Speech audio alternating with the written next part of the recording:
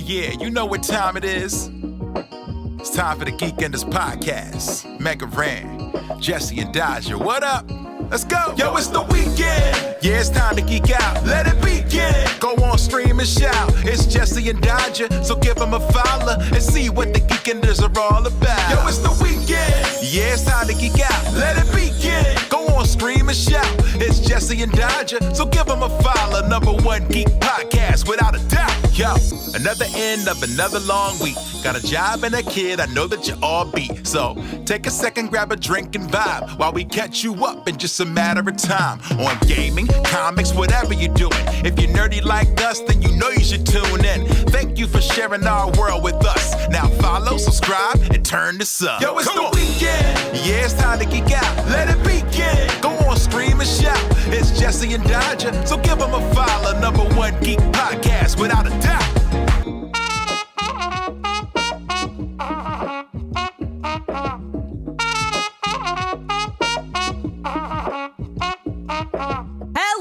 Everybody, and welcome to Geekenders.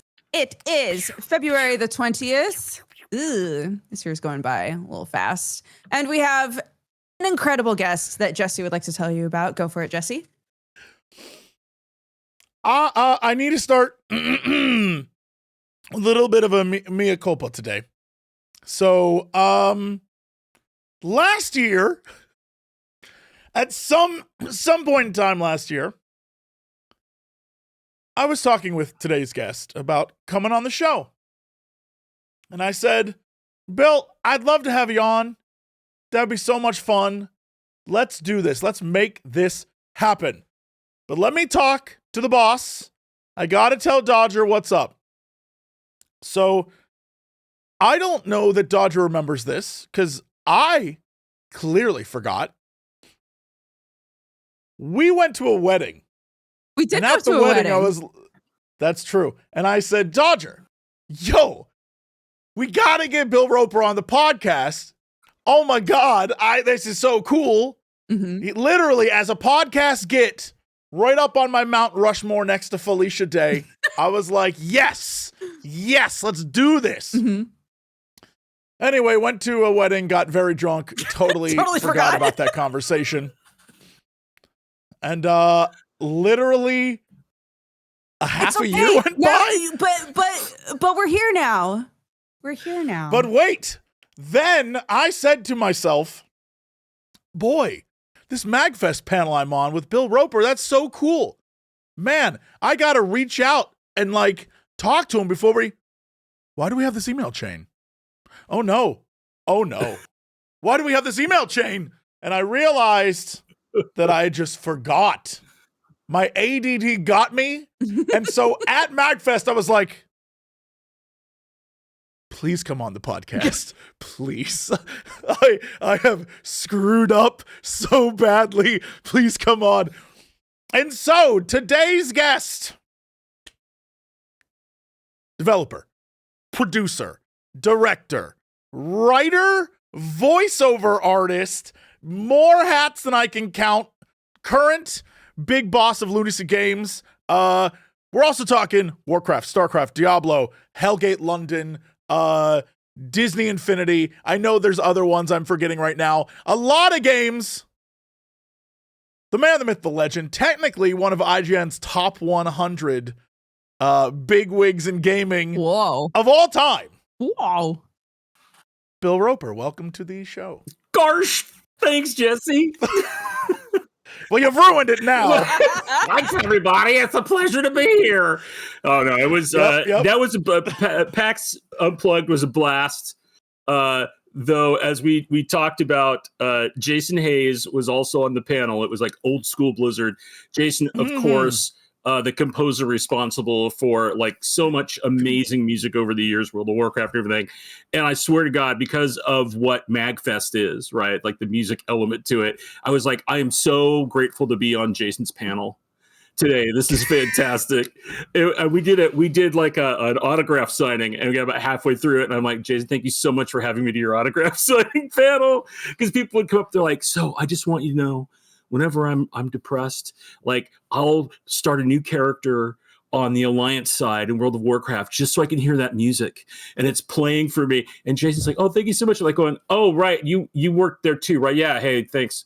You know, and they'll tell you, I actually love. There's like nothing more humbling, like and grounding and necessary than being like, "Hey, I'm going to go and do an autograph session," and then you're like, people are like, "Hey, yeah." So let me talk to the person I really want to talk to sitting next to you. That's me with We've Jesse. been there. That's me with everyone else. So like, I get it. Yeah.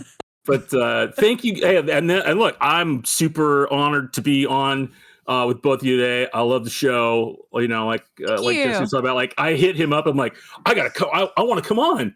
Like, this would be great. I'd love to do this. And he was like, "Yeah, we should. Yeah, make it happen." And then I just fell into the abyss. That has happened to me before. Oh, my camera's like auto.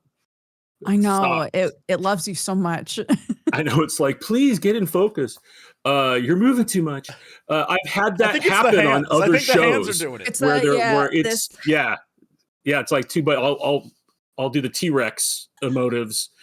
I've had that happen on other shows where someone will be like, "Hey, I'm like kicking off something new, or I've been on here. You should totally come on. You should come by the studio." I'm like, "That's fantastic," and then it just disappears. So I just want you to know you are now in rarefied air on actually getting me on. So we did it. We did it. We did it, everybody. Yeah. It only took my supreme shame before the MagFest panel, I literally emailed and was like, "I am so sorry." Like, I can't look at you in the face at MagFest and not apologize in advance. I totally whiffed on this. Yeah.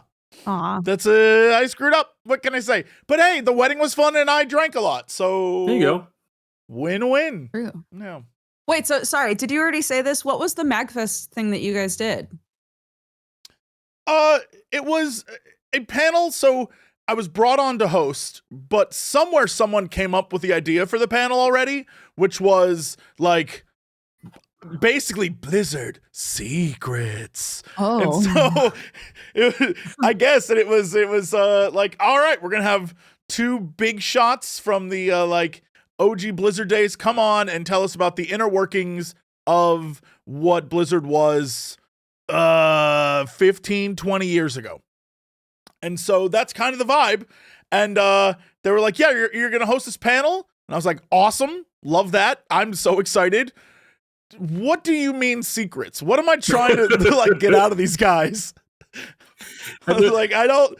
And the best part, it was like, what can you tell us that Jason Schreier didn't already write about in Play Nice? Like, well, okay, yeah, because that's, there's a lot of stuff that came out in that book.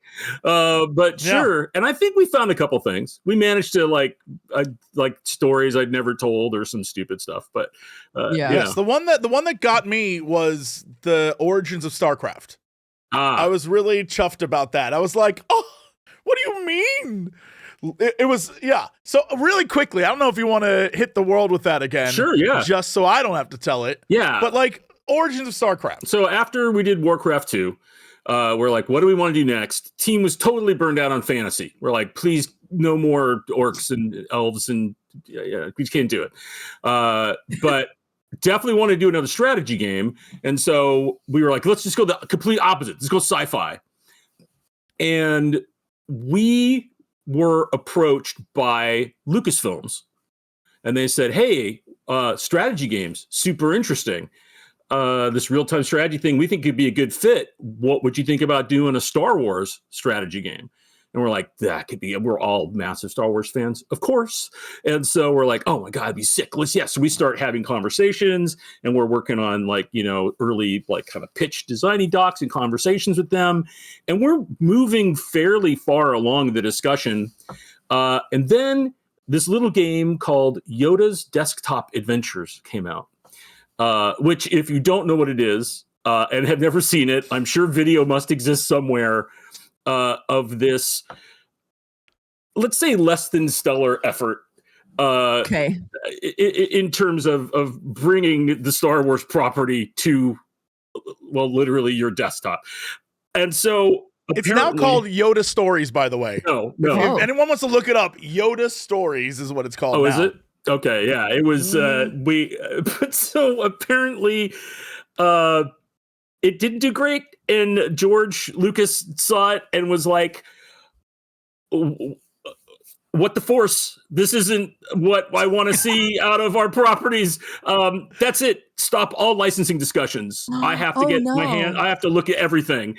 And so, yeah, the guys and gals we're working with at Lucas were like, we're really sorry, but we can't. We have to put a hold on any conversations. We don't know what's going to happen and when it will happen. And so, by now, we were just committed to doing a sci-fi game. You already were a ways along, we want right? to do this. Yeah, we got tons of ideas. So we're like, all right, well, I guess we'll just make our own universe. And so that was Starcraft. Worked out. That's one of the stories I simply did not know. And that's the secrets I was here for. I was like, now that's a good secret. Which I don't know if it is a secret, but I was like, it's still good. I haven't heard it before. So yeah, that was kind of the panel. That was the vibe of what the panel was. Yeah, we had weird business conversations back then because Blizzard was blown up after War II, right? There's a lot of attention. They were like, hey, there's this new upstart developer that's doing some really cool stuff. And we definitely had a handful of like licensing conversations because there was a belief for a little while that maybe that was the next thing we had to do to, continue to kind of blow up as a company. It's like, well, let's get known with some IPs or some known people, and that'll do it. And the two other people we talked with about various properties, one was Gary Gygax. We talked with Gary about doing something, not D&D because he wasn't involved anymore, but he was working on some new stuff. We had this really long conversation with him all day, and then we said, hey, we're doing a company movie day. Would you like to go with us and see this movie with the studio? And he was like, yeah, sure. So I got to sit with Gary Gygax as we watched Braveheart in the theater, after which he then proceeded to spend about 20 minutes or so telling us all the historical inaccuracies about the film and why it was garbage, which was great. Amazing. The other was for a hot minute, we had one meeting where he came to our studios with Danzig because he was doing a comic impression with Dark Horse or somebody, and we're like, and obviously if you listen to like 50th level, like the band that like Metzen and Sammy were in and stuff that played at BlizzCon and everything, right? Like metal and like heavy music was really popular, and we're like, well, yeah, let's do a game with Danzig. That'll be awesome. And so we got him into the studio and we had a meeting with him to talk about if was there a game to be made with this comic property he was doing.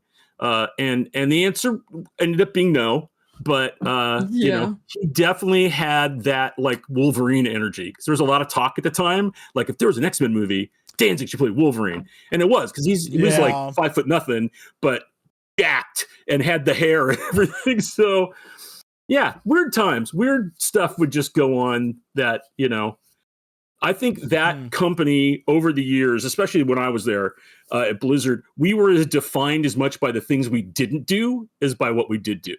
Like we happened to make a lot of good decisions on, either they happened to us or we were just like, yeah, let's not go down this path. Let's not release this. Let's not put this out. Let's not work this business deal, whatever it was. Otherwise we wouldn't have done the things we did. We would have been doing a Danzig game or something with Gygax. I don't know. So how much time did you guys spend entertaining the idea of like reaching out to other IPs? That was I think over like a 6 or 7 month period. Like it was right after War II. We were figuring out what was next, and we were just sort of like, hey, let's have some conversations. Right? People are talking to us. That's kind of the exciting part too, right? You get to a level of success or infamy or whatever it is, and then people will talk to you. They'll take your call. And so I think a lot of it was there. And, pretty famously, we used to talk about, God, wouldn't it be really cool? We had our Mount Rushmore of people we wanted to work with. And one of them came true. One of them, literally, bizarrely, was Mr. T. We all were massive Mr. T fans. And we were like, man, can you imagine if we did something with Mr. T? And then all those years later, they did that WoW commercial. Right. Yeah, the Mohawk. With which was amazing. And that was definitely at that point in time a complete, for the studio and for studio leadership and Metzen and those guys, that was a fan service for them. Complete inside joke, right? Of they've got this, we can live the dream by having Mr. T do something with us. But honestly, that's kind of how the first couple of BlizzCons felt band-wise. It felt like, oh no, the devs want this band to perform with them. This is for them. Yeah. Not the, there's some of the, later on it became kind of all right, we're going to bring out bands for the people. But at the beginning, it was something sweet about it being they just really want to play with this guy on stage. And you could kind of tell. Well, I mean, that's the kind of thing, right? When anytime you get into anything, that you hope goes somewhere, I think in the back of your mind, there's always that what would be the coolest, craziest, funnest thing we could do, right? And whether that's going someplace or releasing something or working with somebody or whatever it is. And so when you get that chance, it's really hard not to do it if you can do it. So I'm sure they looked at it and I could guarantee you're 100% right, Jesse. They're like, oh my God, we can finally do this band. This is amazing. Who's it for? It's for us. Screw it. Hopefully the audience will be entertained, but we're totally doing it for us. The Aussie one 100% felt that way. The minute Ozzy was out there, I was like, yo, this rules, but this is because there's some fans up in there. Yeah, 100%. I love that. Oh man. Yeah, boy, what a wild week this has been in the world of games. We've been all over the place. I'm really curious. So I, like a dummy, thought that Next Fest was this week. Lies. It's next week. Next week, yeah. It's next. But the only reason why I thought that is because for those of you who are not in the game space, in the I'm not going to say journalism side, that's not what we are, but for some reason we're lumped in with them. Sure. The amount of emails you get about upcoming demos is they want to make sure hundreds. that ahead of time. And so in my brain, I'm getting these things check out our demo. I'm like, all right, yeah, no, I will. That's next week. I absolutely screwed up. I was like, yes, I'm so ready for Dodger to play 85 demos while I play exactly 4. And then Dodger tells me about all the demos and how cool they are. Nope, that's next week. That is a next week problem. Not this time. Yeah. But and Jesse spread that. And he's like, Bill, you got to play some demos because we're going to be talking about them. Yeah. And so I played some. Right. And then the next day he's like, oh, hey, by the way, no. Actually, just kidding. Don't play any demos. Just kidding. But it was too late. I played a couple. But I loved it. It was great. Mm-hmm. Just calling me out. Okay, that's fine. Behind the scenes. So instead, you were both trying to do your due diligence. I think that's really nice. Right. That's right. About to find out this is the Geekenders secrets panel. And you get all the behind the scenes. Yeah. But so instead, this week I played a game that I am currently obsessed with because it's I don't know if it's my favorite genre of game at the moment, but maybe favorite subgenre. Okay. So I like games where the premise is as simple as you are a guy, you have access to equipment, in this case a laptop, and you're investigating it like you're some detective who is hacking into this laptop situation. Right. I love those games. I love man in the chair games where it's there was what was that one game called? The Operator. The Operator was where great. It's like you've got to help these agents and you're the guy in the chair. Well, this one is called Heaven Does Not Respond. Right. And it is a game that how do I even describe this? A young man, so I think it takes place in Turkey. I'm assuming I don't know if it's real or fictional Turkey they've created, but whatever the case may be, you work for a national intelligence agency and you have been given a laptop and a busted camera. And the idea is that like a week ago, this young man, his body was found, and he is dead with this camera with him. And so they took the camera and they went to go plug it into a computer to download the video footage, and it corrupts the computer, corrupts the camera, everything's a mess. And then the twist is the coroner, when they look at the body, they're like, okay, this guy's been dead for a week. Yet, everyone saw him with the camera that morning. So it makes no sense this guy has, like, you know, the rigor mortis / decomposition of being dead for a week, but was clearly seen alive 12 hours ago by multiple witnesses. Doesn't make sense. So the whole game is you were trying to hack into this computer, which is his computer, and discover everything you can about this person. And while you're doing that, because it's a horror game, you go down a rabbit hole, which is absolutely crazy. You're trying to get into the camera. So in order to download a video and uncorrupt it, you have to fulfill several requirements. And you can go through the list and try to, like, all right, we got to search for this and search for this. But while you're doing that, you can just get access to his whole computer and see, you can look at his photos. You can mess around with his website stuff. You have access to his instant messenger. So people will pop up and you can talk to them. You can tell them, like, oh yeah, no, it's me. Or you can be like, no, that dude dead and I am a cop and I'm on his computer. If you know any information, please let me know. Interesting. And yeah, and then you have access to all of his websites, and you can see, like, some websites are, oh, this is where he bought his tech. Oh, I wonder if I could get his password to log in to see what kind of stuff he bought. Or you can go and look at the weird websites he went to. One website he has a thing for is literally a place where, kind of like 4chan, except it's a forum where people go and they just secretly and anonymously dump, like, the worst thing they've ever done. And so you'll see a list of, like, all these terrible things people have done. Or you'll go to a website, and it's all very, like, early 2000s internet coded. So you go to this one website that's GeoCities as shit. And it's this girl, Jenny's website. And it's, like, got flowers. But if you keep clicking around, you'll find, like, weird-ass photos. And you're like, what the?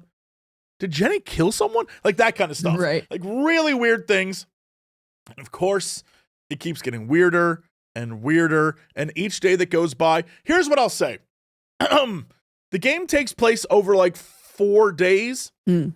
The one little, like, oh, this is where we're going with this game that I'll give away is, as you start looking for names and you start adding people to the instant messenger, you start deep diving, and you can do this technically on day 1, probably. I think I did it day 2.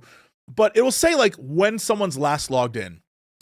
And there's this weird question mark username that I found. And I was like, no way a username is going to be 7 question marks. What do you typed it in? Pops up. I'm like, what the shit? Except all the other names, because I think the game takes place in February, so it's like February 11th through February, like, let's say 14th or whatever, doesn't matter. But, like, the name of the question mark person, it said last logged in 3 days in the future.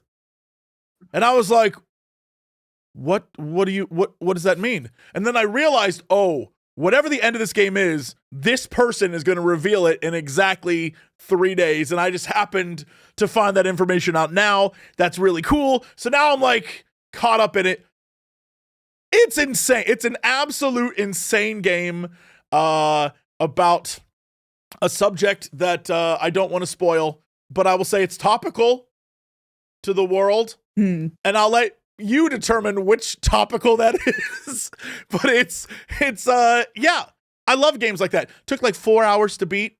I just plowed through it. I had to get a notepad.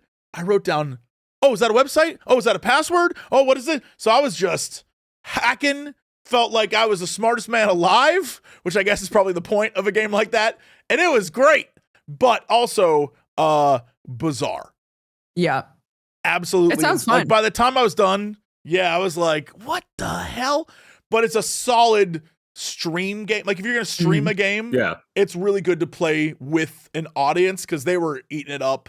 And I would look over and people would be like, what was that? Like, at one point, I got up. I was like, oh, guys, I need to find a notepad. I got to go. I got up.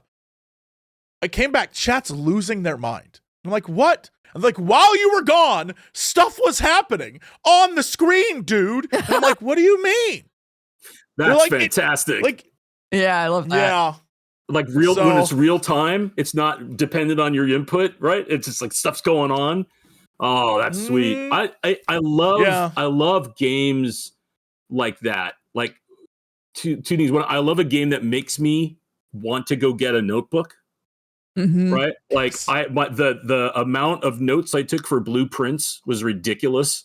Oh my God. Right? For drawing real. stuff Yeah. out, like, and part of me was like, I could probably just use my phone and take a picture of the TV because we were playing in our living room. That's what I did. Right? And I'm like, no, I'm doing it. I'm going old school, right? So I'm drawing everything.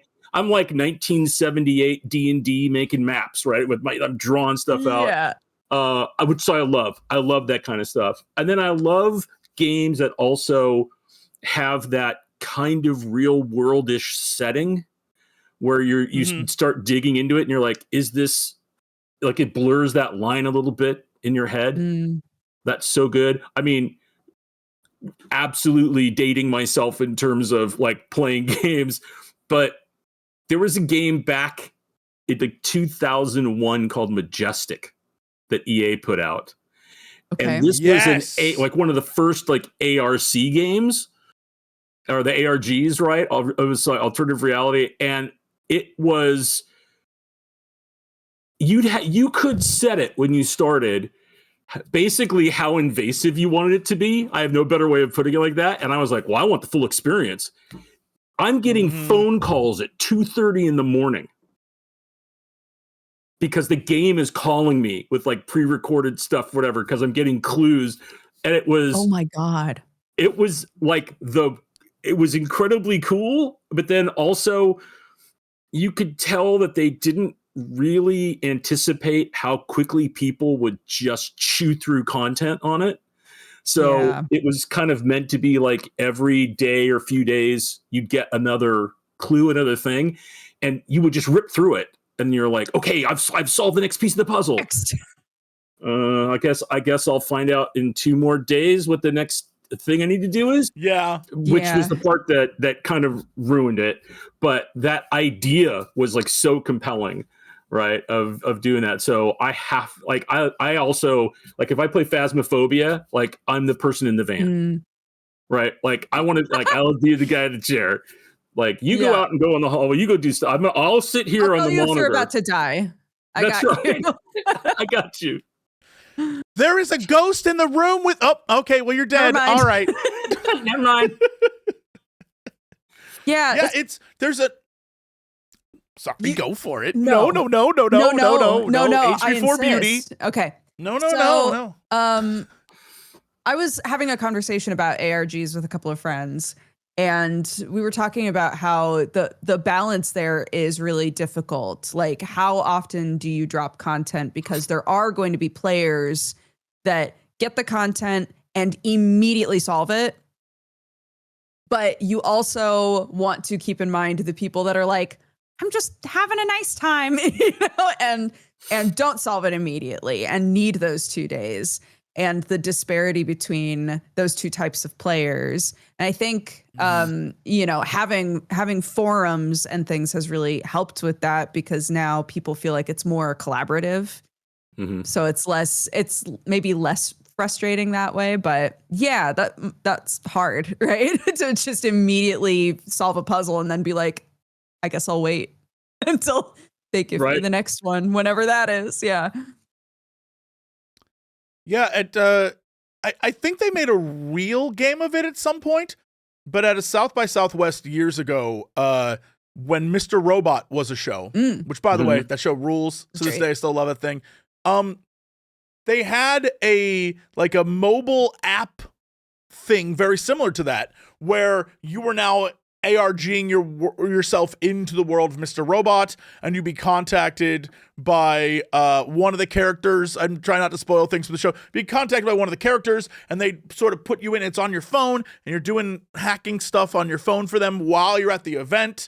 And so you go around and you see stuff, and it was fun because it was they did a thing that was a little bit like I don't remember the name. The Disney Star Wars park, whatever that one's called, where you could like interact with things. Oh, yes, Galaxy's Edge is what it is. Edge, Yeah. yes. Or I think Harry Potter at Universal does it, where you can like, I have a wand and the wand does things. You can use the wand to interact with stuff. Yeah. Yes, you would hack things, and they had an entire amusement park set up, which was, there was like a giant Mr. Robot Ferris wheel, and you could play carnival games and do all sorts of stuff. But really, you're also hacking all the things. And it was that kind of stuff. I love those. But just like you both were saying, people clearly were just like, no. I've solved it. It's done. It was like hours into it. Not even of a whole day. It was day one, and people were like, solved it, done. Give me my sweater. Like, you could win. It was like a black hoodie, but on the inside had the Mr. Robot like face. But on the outside was just a normal black hoodie. And so, and I eventually got one, but like, dudes, day one, first couple hours, like, solved it, beat it, give me my hoodie. I was like, damn, okay, dude. Wild. Yeah. Dang. So, all right. But yeah, there's just people who play that way. Did you, when the Apple Watch came out, right, there was a couple of games that try to take advantage of the immediacy of the watch. And there was one that totally fits into this conversation called Lifeline. And it was about this, like, basically a student who's named Taylor, and he is on another planet and his ship crashes. And it's all text-based. That's not where I thought that was going to go. Yeah, it's all he's on another planet. He's on another planet, you're right. But it's all text-based, and it's basically like a giant text adventure, like choose your own adventures, like dialogue-driven thing, where you're his only contact. And he'll be like, hey, I'm here. I can either, like, you know, get on my environment suit and walk an hour to this crater, or I could try to go out and get batteries working on the mobile rover. Which one do you think I should do? Interesting. And then you would tell him, and he's like, okay, it's going to take me about 3 hours to walk to the crater. I'll let you know when I'm there. And then that's it. And then like 3 hours later, you would get a notification that Taylor's really cool. ringing you again. And it was Crazy. really cool because it was stupidly immersive. Like, I was so invested in getting Taylor, like, to a retrieval site, you know, like, oh my God, how do you save Taylor? And it was written like great adventure games are, right? Or choose your own adventures, where there was just like multiple paths. You could go through the thing and like over and over and over again, and different things would happen, and a lot of like very cool storytelling, and all super compelling through text. But the thing that I thought was so clever about it is it knew its platform. It was like, we're making this game for the watch. And that was the whole big thing, is they were trying to show, hey, Apple Watch is more than just a timepiece. It can be part of your gaming experience.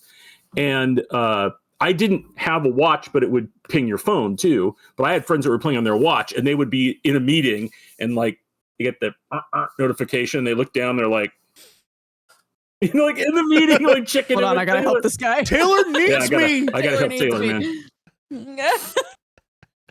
But like that I thought was a really clever way also of not running into the, like, how fast am I getting through it crap, right? Because he would wait for you to reply, but then the further you got in the story, he would be like, hey, there's a sandstorm coming. I've got a couple, 3 options of what I should do. What do you think it is? By the way, the sandstorm's going to be here in 30 minutes. And then you're like, Can Taylor die? I got it. Yeah. If you're just like, spoilers, Taylor, if you screw it up, hold on. I'm in a game, dude. I can't help you. Like, sorry. Right. Oh my God. Oh no, Taylor's not responding anymore. Damn it. Stands in the sandstorm, like, why? That's right. Why? There is something really, there's something very funny though about the idea of, like, if this was the movie The Martian, and Matt Damon was in his little hab, and he's like, okay, I'm waiting for someone to tell me, the sandstorm will be here in 30 minutes. I'm waiting for someone to tell me what to do. I have 3 options. Okay, it's going to be here in 10 minutes. No one has told me what to do, and these 3 options are really weighing on me, and I have no idea which to choose. This choice paralysis is going to get me killed. Okay, the sandstorm's right here, right? Can someone please respond? Please He makes no choices. He just is like, I don't know. There's three options is too many. If I had 2 options, I could solve this myself, but 3? So, well, see, it's why Taylor was a student. He didn't know. You had to help him out. He's like, I'm a sponge. Please fill me with knowledge. I don't know. I love the idea that it's like, I'm just a student. I don't know about space. Like, hey, Taylor, I'm a barista. I can make you a coffee, but like, I don't know about space either, bro. Taylor, I'm in my math class right now. I don't know how to help you. Taylor, I'm 15. I know. What do you want from me? These 3 choices are weighing on me very heavily as well as a child. That's right. I don't know what to tell you. I can either figure out how to get you to the sandstorm or change my baby's diaper. Oh, that's a much more urgent emergency for me, Taylor. Yeah. Like, can't you choose? No. No, I can't. No. I have no urgency. What do you want from me? I'm just Taylor in space, okay? I mean, it's been a while since I've played. It may be that eventually Taylor would decide he wouldn't just stand in the sandstorm, but something in my mind is telling me that like he would always just make the bad choice. Whatever the worst choice was, yeah. Like that Sims failure, what happened where it's like, oh no, Taylor walked into a room and removed the door. No, he died. Oh God. What a goofball. Taylor's in the pool again. There's no way out. Oh, Taylor. Who took the ladder? Taylor, come on. Taylor didn't think we needed one. Well, there's your problem, Taylor. This conversation is reminding me, do either of you guys remember Mystic Messenger when that game came out? No. That was like it's not exactly the same, but it feels like it's on the same tree of like game types where it was a game where like you had all these hot anime boys that you could talk to, and they would text I just looked it up, and the first image was hot anime boys, and I was like, of course Dodger played this. Because I didn't play it really, but it was set up like a text messaging app was the idea. So it was like it wound up, it was supposed to simulate like you having, Messenger and WhatsApp and like things like that. It was supposed to be another one of those like in universe. And when you open it up, you would have text messages from characters. And depending on how much time you put in with different characters, they would text you more or less. I had some friends that got so into that game because at the time that was such a unique idea, but it's the same sort of thing where like suddenly they'd be like, oh, I got a text from Toya, like I have to respond. So, yeah. You know how they keep saying that if they ever actually make like AI sex bots, society's doomed? I feel like we already went down this path. Like we've already started down the path. We're already halfway there. Like we're open to the idea of dooming all of mankind. We're already predisposed to it. Have either of you guys watched Megan 2? No. So this is going to be a little bit of a call out, but when we were done, I've never seen the first Megan. I just want to establish I've never seen that movie. I just knew that it had a creepy doll in it, right? So in my mind, I was like, it's like Chucky, but like a hot girl doll, sure. So I came in after we did Convergence last night, and Sam was on the couch watching Megan 2. So I came in on it like halfway through the movie. But that movie is so strange because I guess Megan is like an AI that's been created to like hang out with and protect a girl, but she took it too seriously and started murdering people if they were like... That's the plot of the first one. Yeah. Okay. So the second one is that they found Megan's code and put it into a machine and sent it out and let it like kill... Spoilers for Megan 2, I guess. Let it like kill a bunch of people. With the intention, it turned out that she wasn't an AI. She was like a fake AI because they wanted to convince people that AI was dangerous. So they like they were like, it's the only way to convince people is to let an AI robot murder a bunch of people. But it's not really AI. We're controlling it and making it murder people. It was so crazy. Was it like a Waymo guidance driver helper, like overseas guiding the robot? It was so bizarre because at the end tried to do this like, AI isn't bad. Actually, AI is bad if we do not spend time with it and nurture it. And I was like, ugh. Oh. Ugh, this is weird. Weird movie. This is a weird ending to this movie where a bunch of robots kill people. Yeah. Look, it's no weirder than the fact that there is literally a genre of cinema right now that can only be classified as hot woman plays robot in family dynamic and seduces husband. Like there have been multiple movies of that. Yes. There's so many movies where that's the premise. There might be different things here and there, but like for the most part, it's hot woman is a robot in home and something happens and the robot goes crazy, usually because the wife is like, hey, robot, stop sleeping with my husband. That's pretty much the plot of those movies. Yeah. Yeah. And I'm telling you, that's a thing. It's like, it'll get people, the people want hot robots. It'll get them in the theaters. God, I guess that's a thing. Jeremy, get off the Roomba. What are you doing? And it's like, must take out the trash and comes after the wife. You gotta, if it's that level, that's not going to work. You're right. If it's a Roomba, if it's a Roomba with a knife, not nearly as cool. Yeah. No, they gotta make it be. It's like when we're talking about like, the message at the end of Megan 2. I'm like who funded that? Now I want to dig into like where the money for the film came from. Is it like Anthropic throwing some cash in a movie and like, no, AI is good. You just have to spend a lot of time with it. Yeah. Yes, well, of course AI can be dangerous if we don't spend time with it and care for it and love it. I think they were trying to do like a message because the first movie is like AI is evil. This AI has come alive and it's going to kill everyone to protect this girl. Because like all robot movies, somewhere someone set a parameter where now the robot's like, in order to save mankind, I must kill mankind because mankind is its greatest threat. You know, the trope of that.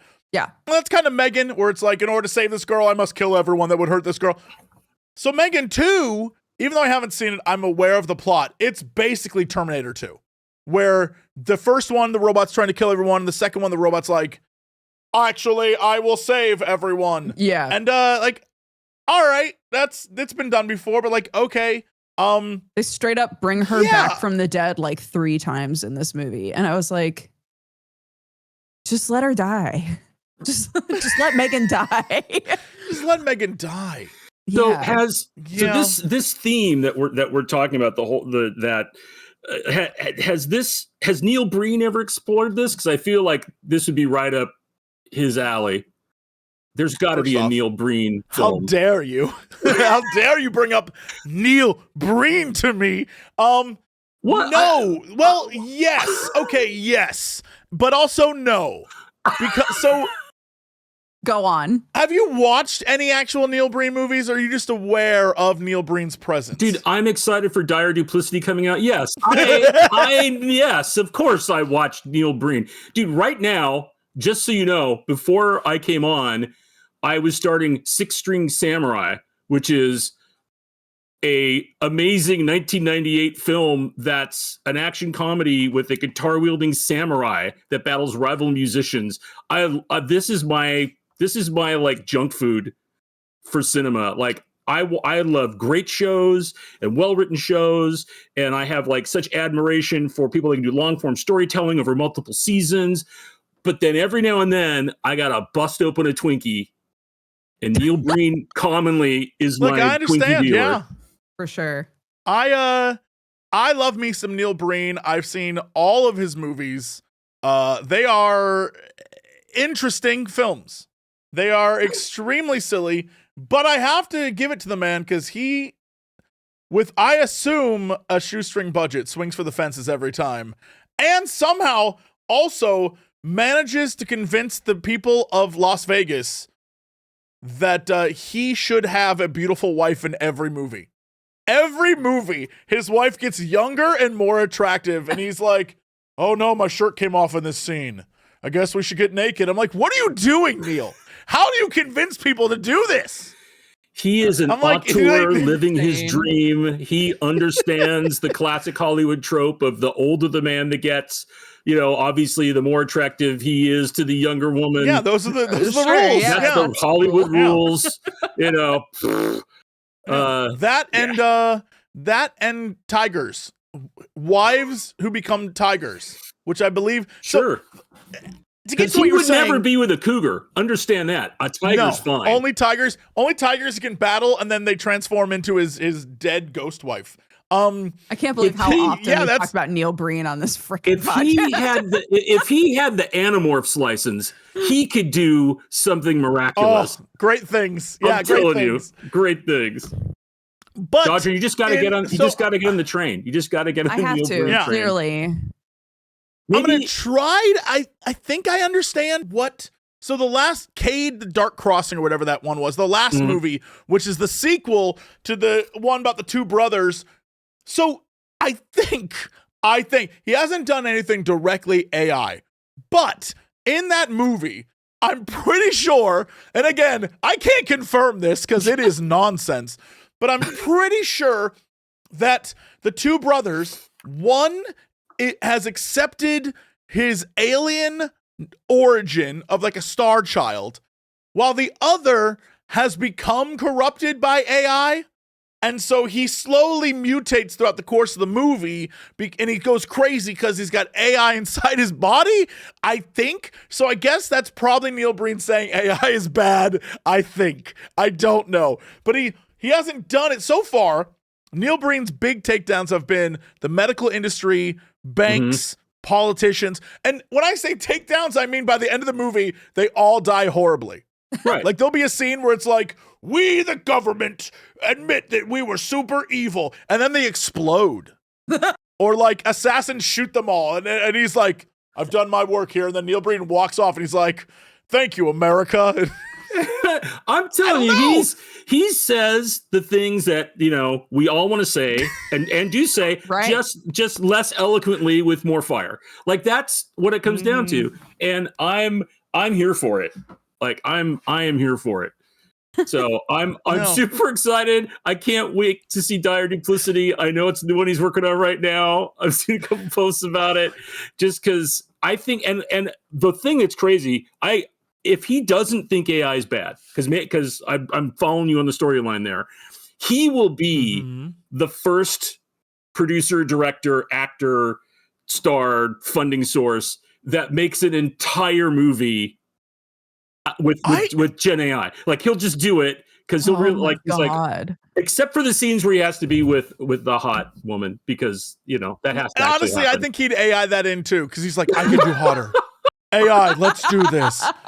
God. But the thing is I think deep down he really truly sees himself as like an auteur, and so I don't think he would ever do it, because in the movies he does make, the special effects are so awful that I think that's part of the charm.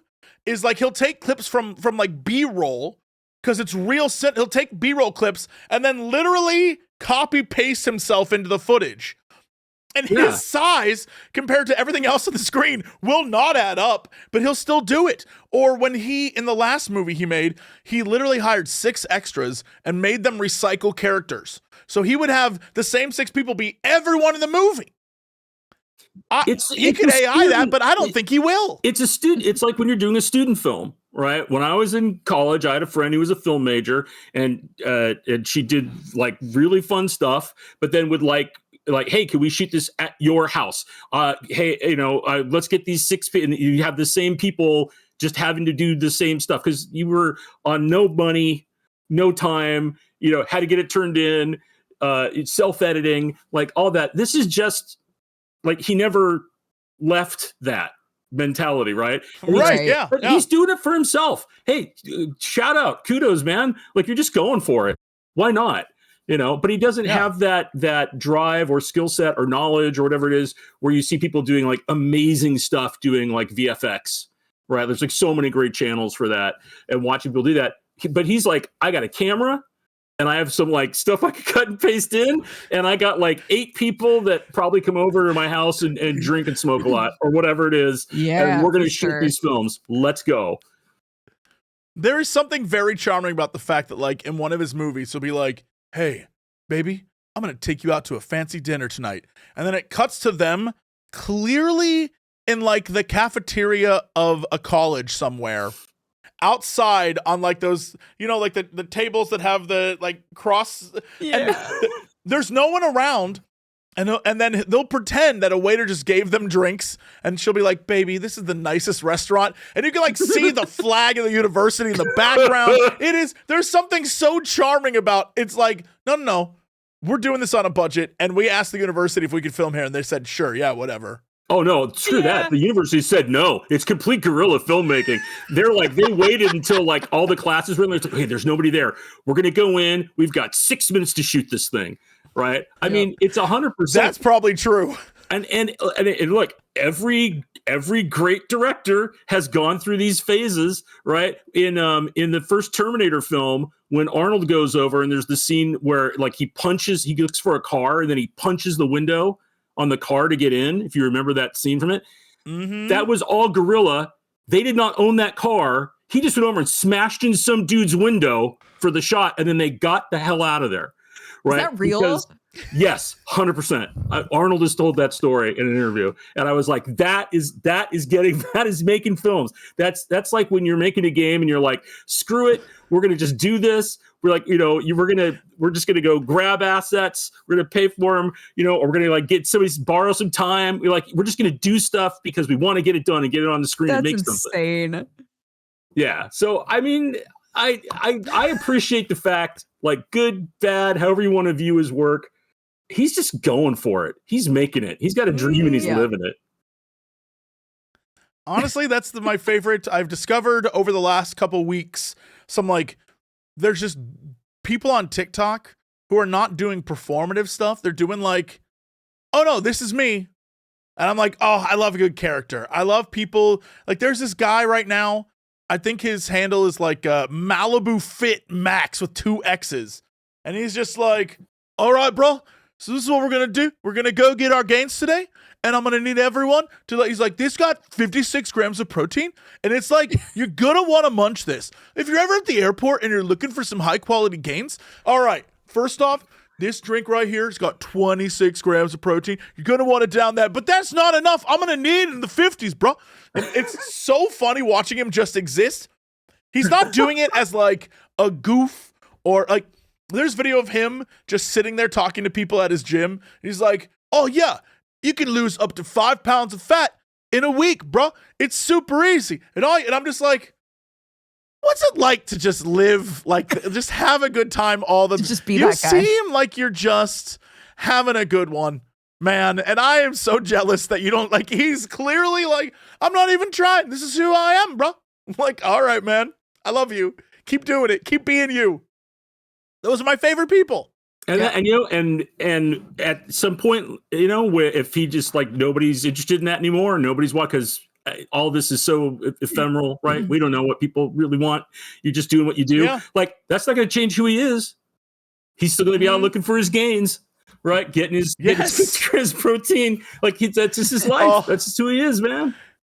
Yeah, it's so funny to like. There's another guy. I don't remember his name, but his whole thing is he like just makes like Cajun food, but he's like has the best accent on planet Earth, and he like straight up is just seems like that's the guy I would want to get a drink with because I know he'd tell an amazing story. And those things, I'm like, oh, these are my favorite people. Those people who are just like, yeah, I do this even if it didn't pay. And I doubt any of it does because like seeing what TikTok actually, having seen what money you can make on TikTok, it's not a lot. No. And so it's hard to make anything. Watching people just make stuff for fun is amazing. Yeah. So I love that. Thankfully my algorithm has honed itself down to that. Yeah. Otherwise I would be, it's all ads now. Yeah. Everything is ads over there. I can't. I'm like, during the pandemic, there was a couple things I did. One is I really wanted to learn how to use Premiere. I wanted to like make my own. And I said, I'm going to make intro sequences for all the TTRPGs I play and different stuff. And so I did that and learned Premiere. Cute. That was awesome. I've had tons of fun doing stuff like that. And the other was like, I think I want to try some different streaming or content creation stuff. Because other than actual plays, or podcasts, I hadn't really done any. So I got on TikTok, right? And the thing that for me connected with audiences is I would do these little video clips talking about Disney Infinity. Like all the different figures, how we did those, like kind of behind the scenes stories, how some of the stuff worked. And I got up to I made like 35,000 people, nothing massive, but enough to where you kind of like pop to, there's like levels you pop to, right? Yeah. And I remember being like, I've got 150 people. Oh my God, this is so great. Thanks everybody, or whatever it was. And you get to some point where like, 1,000. Oh my God, that's insane. Right. And then, and I got to just to the point where, the platform was like, hey, we're going to give you the opportunity to monetize. We're going to put you in the creator program. I'm like, oh, that's really great. Yeah, I think I made 77 cents overall, over like the next year or something. And I'm like, oh, okay. And then the two things I realized at the end of doing all that, one, podcasting, streaming, content creation thing is a lot of flipping work. Right. When people enjoy it, like both of you do, right? Like it makes it look easy, right? Because it's like, hey, I get to hang out and spend time with these two like friends, people I like, whatever it is, right?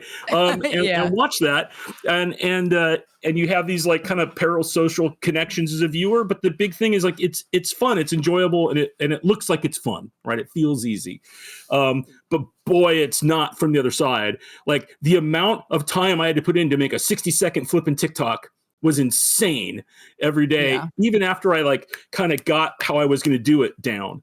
Right. I'm like, I'm taking an hour to make a minute. Right. And so I gained this whole other level of respect for people that do this all the time. Right. And then the second thing is I kind of got through everything on Infinity.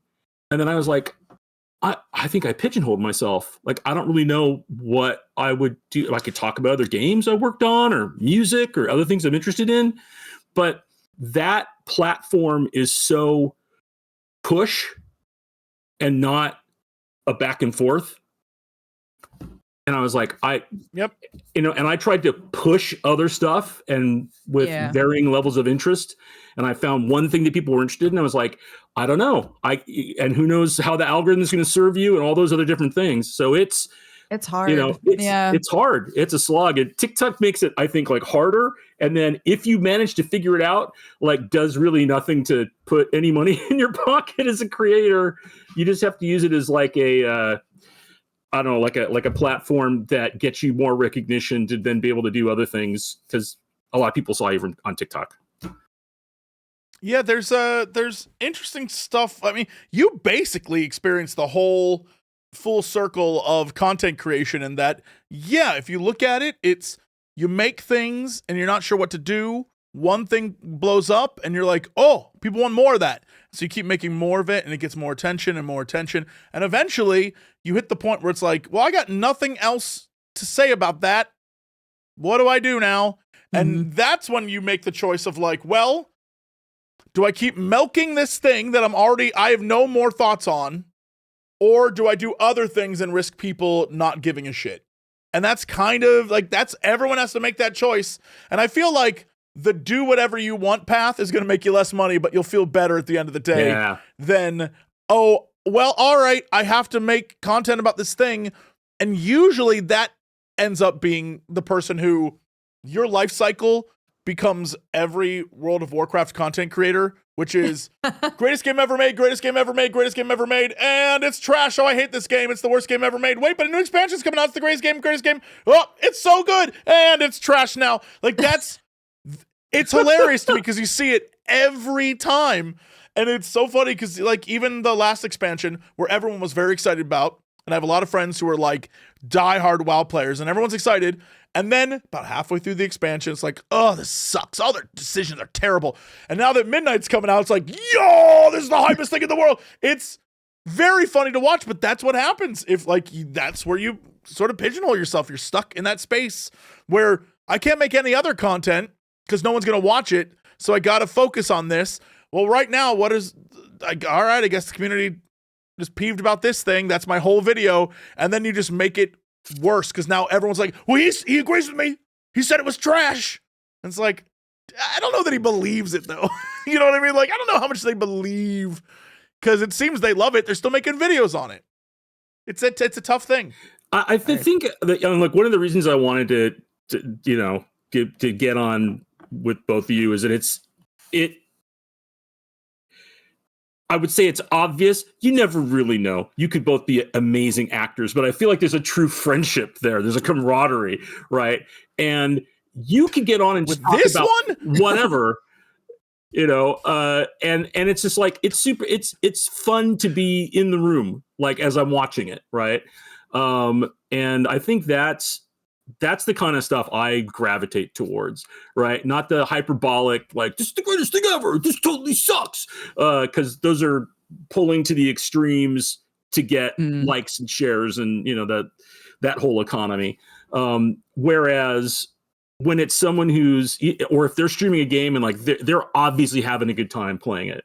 Right. And you're like, this is really cool. It's one of the reasons I love doing actual plays. And I've done a lot of actual play streaming is because I am at the virtual tabletop with people I actually enjoy gaming with, and I do one every week on Wednesdays called Few and Far Between, which is over on Severed Studios. And we just did our 150th episode.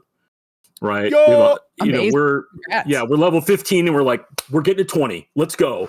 We're going to do it.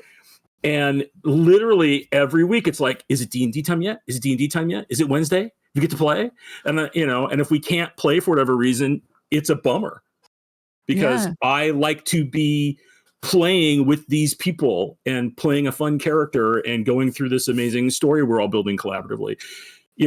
And to your point, like whether that translates into like a big viewership or dollars or sponsorships or whatever it is, I don't know. I that would be really nice.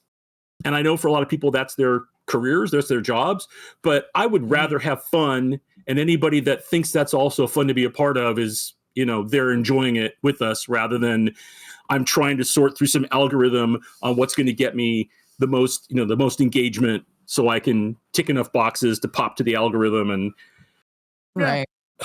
that's the work. And it's like, oh God, that's just so, That means that is 100%. That's the job. Like, this isn't to poo-poo it in any sort of way, but like the most successful content creators that are out there either have a person who does that or they do it themselves where they play the game. It is about algorithms. It's about what you create. It's about like everything down to the colors in your thumbnail. Everything is gamified. And like, I'll just chalk it up to me being lazy where I'm like, nah, I ain't doing that. Like, nah, it's not for me. Like, look, I would love it. I would love to have my giant mansion and $100 billion, but I don't. And so I'm going to let my lazy self be like, no, it's all right. I'm going to go play this game instead. It's all good. Don't worry about it. And it makes it, honestly, I'm happier. I'm happier for it. That's the thing, like true to both of your points, right? Is that like, if you're thinking about longevity, if you're thinking about how much energy you're going to have to continue to do this, you have to be doing stuff you enjoy, because otherwise it just soul sucks you, man. Yeah. I couldn't come on here and be like, you know what I love? XCOM. I'm going to play XCOM every day. I'd stop streaming forever. I would get so sick of it. I just couldn't do it. You can't fake it. Yeah. Yeah. It's interesting. Moving out here and having, just like situational change, moving from the West Coast to the East Coast in the States. Like there's a lot of things I've I've always wanted to do that I've just never been able to do because I've been on that rat race of like must get best job possible to work as many hours as possible to then eke out whatever life I can have, you know, and things are different for us now. And I'm just like, I want to be actually gaming more. Like I love making games. I've been doing it for over 30 years and I love doing it. Right. But then actually like playing stuff. And I'm like, I would love to actually be streaming consistently, you know, more than the tabletop stuff I do and those kinds of stuff. And it's not because it's necessarily like, because then maybe I could like figure out what my niche is and I could pop and be a billionaire. Right. It's more like I'm a performer at heart. Right. I was a music major in college. I've been on stage for a long time. I just love talking with people and doing stuff and having fun. And like, if I could do that in a way that let me like from at times the comfort of my own home, that would be great. Right. And so that's been something that I've been excited to do. It's interesting what you said, Dodger, because like out here, I've met a bunch of streamers. There's like a ton of streamers out here. And one of them, and I'll let them go nameless, I was talking with, I said, hey, how do you choose what games you play? And he's like, it's whatever chat pays for. And he's like, that's just where I am now. And he's like, and I was like, well, is that fun? He's like, not always. But, you know, he's like, but it's the job. Right. And he's like, he tried and he tried to carve out times where like, I'm going to play these things because I really like them. But, you know, if you have someone in your community who's like, hey, I really want to see you play this game and here's money to go do it. He's like, I got bills. I got to do that. Yeah. You know? And it's such a dichotomy to have to go through.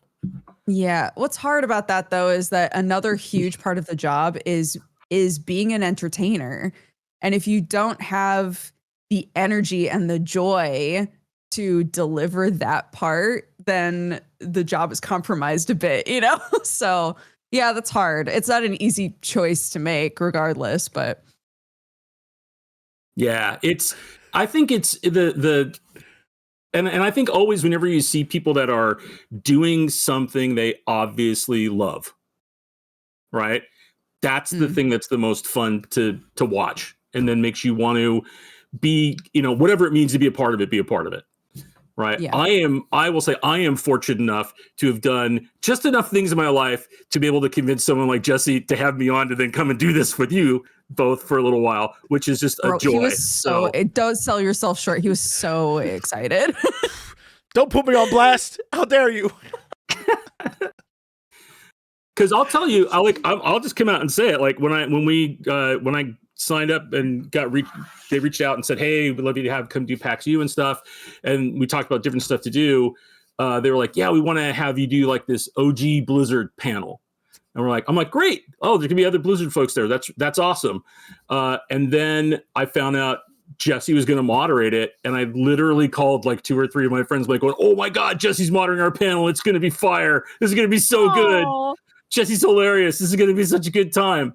And I felt like it was. I felt like it was entertaining and people there had a really good time. And, you know, and if they didn't, you know, screw it. We laughed a lot. So there you go. It was. I'm going to ruin everything you think about me right now. If there's someone out there, so I don't know how much your streamer friend was getting paid, but if anyone out there wants to pay me a ton to play a game, I will play that game. You could pay, like if you got money, if there are any rich princes or oil barons, I will. What game do you want me to play? I'll play it. I'm no fool. I'll do that. It's always going to be a deep sea shark game, man. You know what? If I can afford a home after that, then I'll do it, man. Deep sea shark got me this home. Yeah, that would be a story. Gotta be able to afford the therapy after chat. Okay, so load me up. Yeah, you let me know, internet. The one thing I would say is that, you know, one of the things I love about and actually like I love about watching your show and like other shows I watch is just the breadth of games that get played. Right. Because like I will have sometimes like a tunnel vision on I'm playing a bunch of stuff that's kind of like what we're developing right now. So I have a good understanding of that genre. Right. Or like I'm right now. So on Jesse, like I am spending an exorbitant and inordinate amount of time playing Fallout 76 right now, just because I love the Fallout universe. And I watch the show, and like I'm in. And I got a couple of buddies, and we're all playing. Wait, 76. did the show get you back in, or were you already in, and the show just made you more excited to stay in? So I've always been a big Fallout fanatic, and then when 76 first came out, I bought it. And sorry, Bethesda, it was trash. It was terrible. Yeah. It was trash. That's real. It was the worst that's thing true. ever. And it wasn't great. It wasn't great. Yeah, I tried playing it and was like, wow, this is janky and busted. And where are all the people? Right? Like that was the thing that maybe people don't remember when Fallout 76 first came out. There was no NPCs. Right? There was no like live people in this world. He just found holotapes for everything. And it was not what I always thought like the Fallout universe was about. And so I just set it aside for like a long time. And I will say when the show came out, the first season of the show came out, right? And I had gone through and played, 4 in Vegas and everything else. I was like, I wonder if 76 got better. And so I went back and tried it. And yeah, I was like, okay, I kind of give them some of that like Hello Games credit, right? Like when No Man's Sky came out, it was a vast ocean that was like an inch deep. And then they, God love them, they just like, we're going to keep working on it. It's so good. And working on it and working on it. Yeah. Yeah. And it's so good. And you can see where, they did that with 76. It's like, oh, it's more interesting. Like there's people in it. There's quest lines. There's story. There's events. There's, and it's got that kind of MMO-ish grind a little bit to it. I got to get on and do my dailies now and all this stuff. But there's something bizarrely compelling about the fact that it has no level cap. And you're running around and here's like a level 847 player. And you're like, wow, that person puts a lot of time into this game.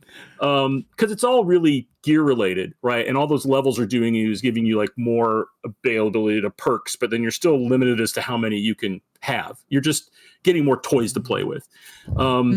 It is the point though, where now when we play, and I play with like other game developers too.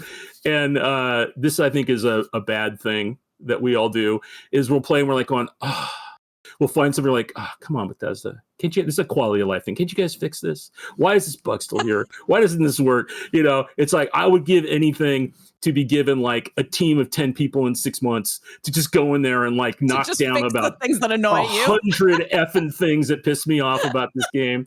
Because it's like so good in so many ways, and then there's like things that happen and you're like, I'm just bashing my head against a wall. Why is this interface so effing janky, or whatever it is, right?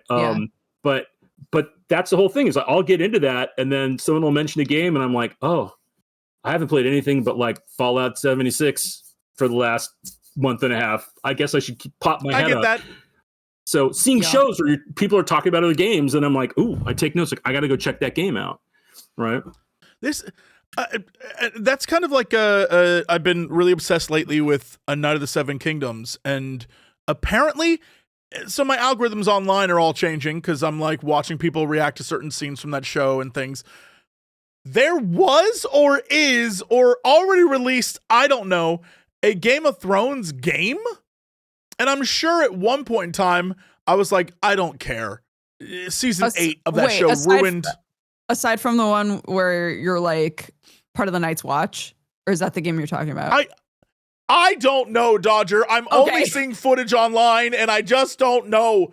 Okay. But what I do know is that I now care again in a way I didn't, where before I was like, Season 8 sucked. Game of Thrones dead to me.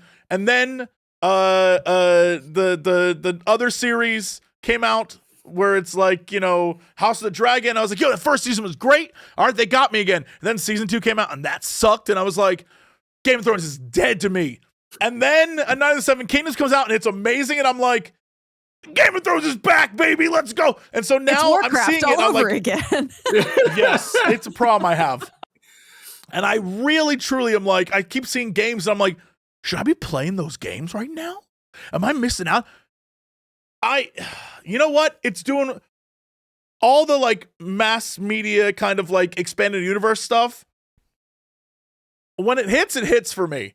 And I love when Fallout did this really well. I think Arcane did this really well. It's a shame that the game Arcane was associated with is not actually Arcane, but like they made me want to go play or be a part of that world again.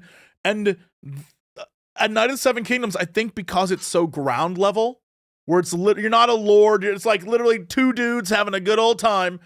It made me want to be like a dude having a good old time. I almost, despite I haven't played it yet, and I almost like screw it. I'm gonna do this. Deliverance, Kingdom Come 2. Oh, I was like, yo, should I just go be like a knight? Should I just go live my bro? That's where I'm at mentally now. Because adore that game. So yeah. Maybe. Yeah, it's so there was a Telltale game. That's what I thought you were talking about. There was a Game of Thrones Telltale adventure they did. Yes. And I know there's been like a board game and a handful of other stuff, right? And I think the thing that works so well with Night of the Seven Kingdoms is it's an intimate story, right? When you look at Game of Thrones, you know, the character arc, but it's the massive battle, and it's like, you know, who's going to take over the Iron Throne and this whole thing. This is like, the Hedge Knight. You know, it's Sir Dunk and Egg, and that's what I care about, right? It's like when, because I was a huge Game of Thrones just addict when the series was on, up until, you know, it flew off the rails. But I was like, if they would just make an entire series that's the adventures of the Hound and Arya, I'm in, right? Because every time it was just them, I was like, and he's like, I'm gonna eat all the fucking chickens in this place. I was like, oh let's go. I love that. Yeah. Like, I just want that all the time. Give me that for like an hour a week.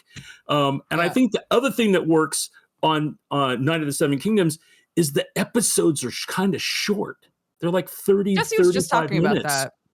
And you're like, I get to the end and I'm always like, but no. Yes. There's something about that where I'm seeing, I originally, about like halfway through the show, I was seeing people online complain about how the episodes were like really short, 30 minutes. It didn't have that grand scale that most of HBO shows have. It was very quick.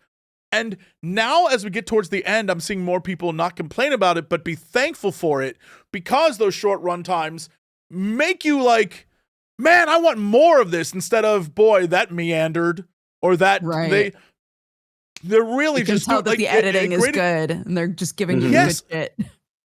I'm not going to spoil what happened in the last episode, but just frame wise of what the episode was. It is supposed to be this big culminating moment. You know, it's second to last episode. If you watch Game of Thrones, you know, second to last episode is when shit goes down. And then the last episode is always the like, we got to wrap it up for the season. And so this was the one where stuff's going down. And in it, they insert a flashback in this moment. And that could have gone so terribly wrong. Mm-hmm. Like a moment everyone's waiting for. And then they're like, no, we're going to do a thing really quick. But to me, it added so much to that, because they didn't spend an hour doing a flashback. They gave us like, here's 10 minutes. We're going to explain the thing. And it's going to explain the characters, like why this next bit occurs. And I'm like, okay, let's go. This is great. I love that. But I absolutely was like, oh, people could really hate this. Like if this takes a little bit longer, or if this ruins this moment.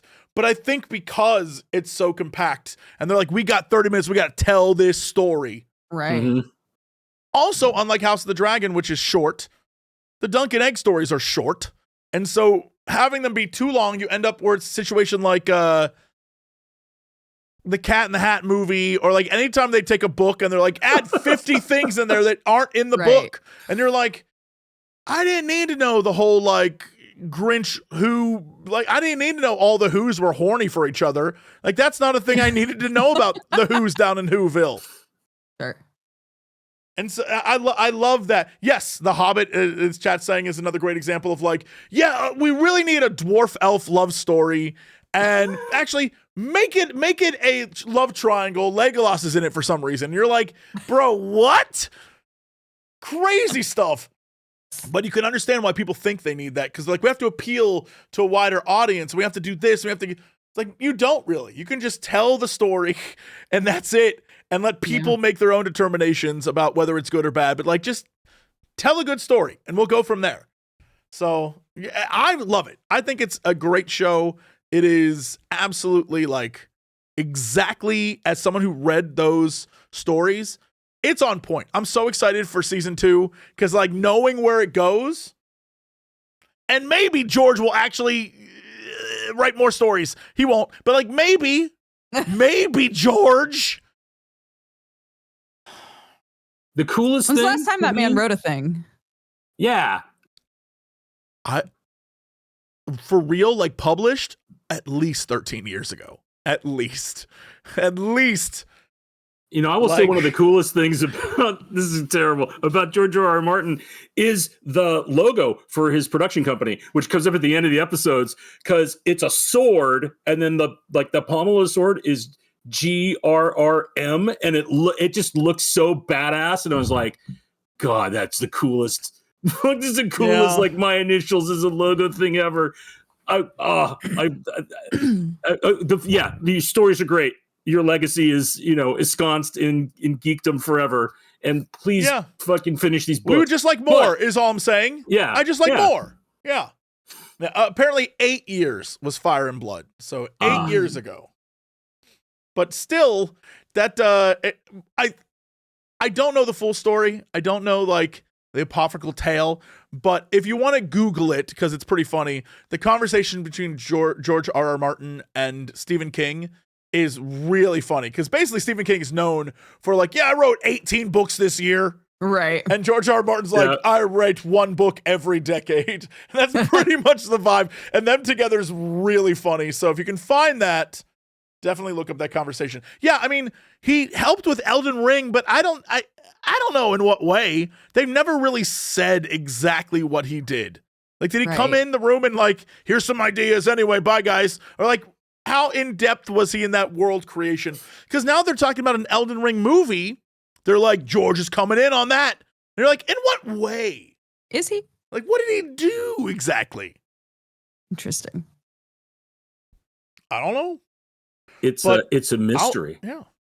Maybe it's better that way. I feel like there's one thing I do love that is never really addressed in the TV shows, and it's probably in some way why George was on Elden Ring, is that if you read the books for A Song of Ice and Fire, there are so many like little hints of some crazy eldritch shit in that world, which is not in the TV show at all. Maybe when they talk about like, the dudes living on the islands and they're like, there's stuff in the water or whatever, but there's like real eldritch stuff going on, and all the characters will just mention a thing like, oh, I heard about this weird oily black stone this city's built out of, or there's these people in the north and they look more like fish with sharp teeth than actual people, and they'll just like drop little things that someone said at some point, and you don't know if it's real or not, because George loves to do like weird crap and be like, well, the whole House of the Dragon storyline is literally from a book where two people are talking about what really happened. And one person has like a crazy version and one person has a more mundane version, but they're both telling the same story. Mm-hmm. And that's kind of like, I don't know what is real, but there's some weird stuff. And I think that in Elden Ring, like there's some stuff in there that is potentially like hyper eldritch. And, that's kind of what probably, maybe, but also Bloodborne exists. And that is low key like, oh, it's moon god stuff time. So I don't know. I have no clue what George did for that, but it's neat that he's a part of it. I just don't. I have no clue. Man. But I love it. I love all that stuff. I love when it gets weird. Yeah, there's the use of the unreliable narrator, right, is just so fascinating at times. Like there's the anthology series around Sanctuary, right? Which basically was like, we're gonna have one editor who's kind of overseeing everything, and then all these amazing writers are just gonna put stories in. But it's the thing I love about that series is like, yep, it's just that story told by that person and their view of what happened. And sometimes you'll see things cross over in the stories. And I kind of like that it doesn't match up all the time because it's being told from their perspective. Right. And so I think that's really fascinating. And like, how do you approach that? And yeah, Eldritch Horror, I'm a massive fan. I love all that. So yeah, I love when things are left unsaid.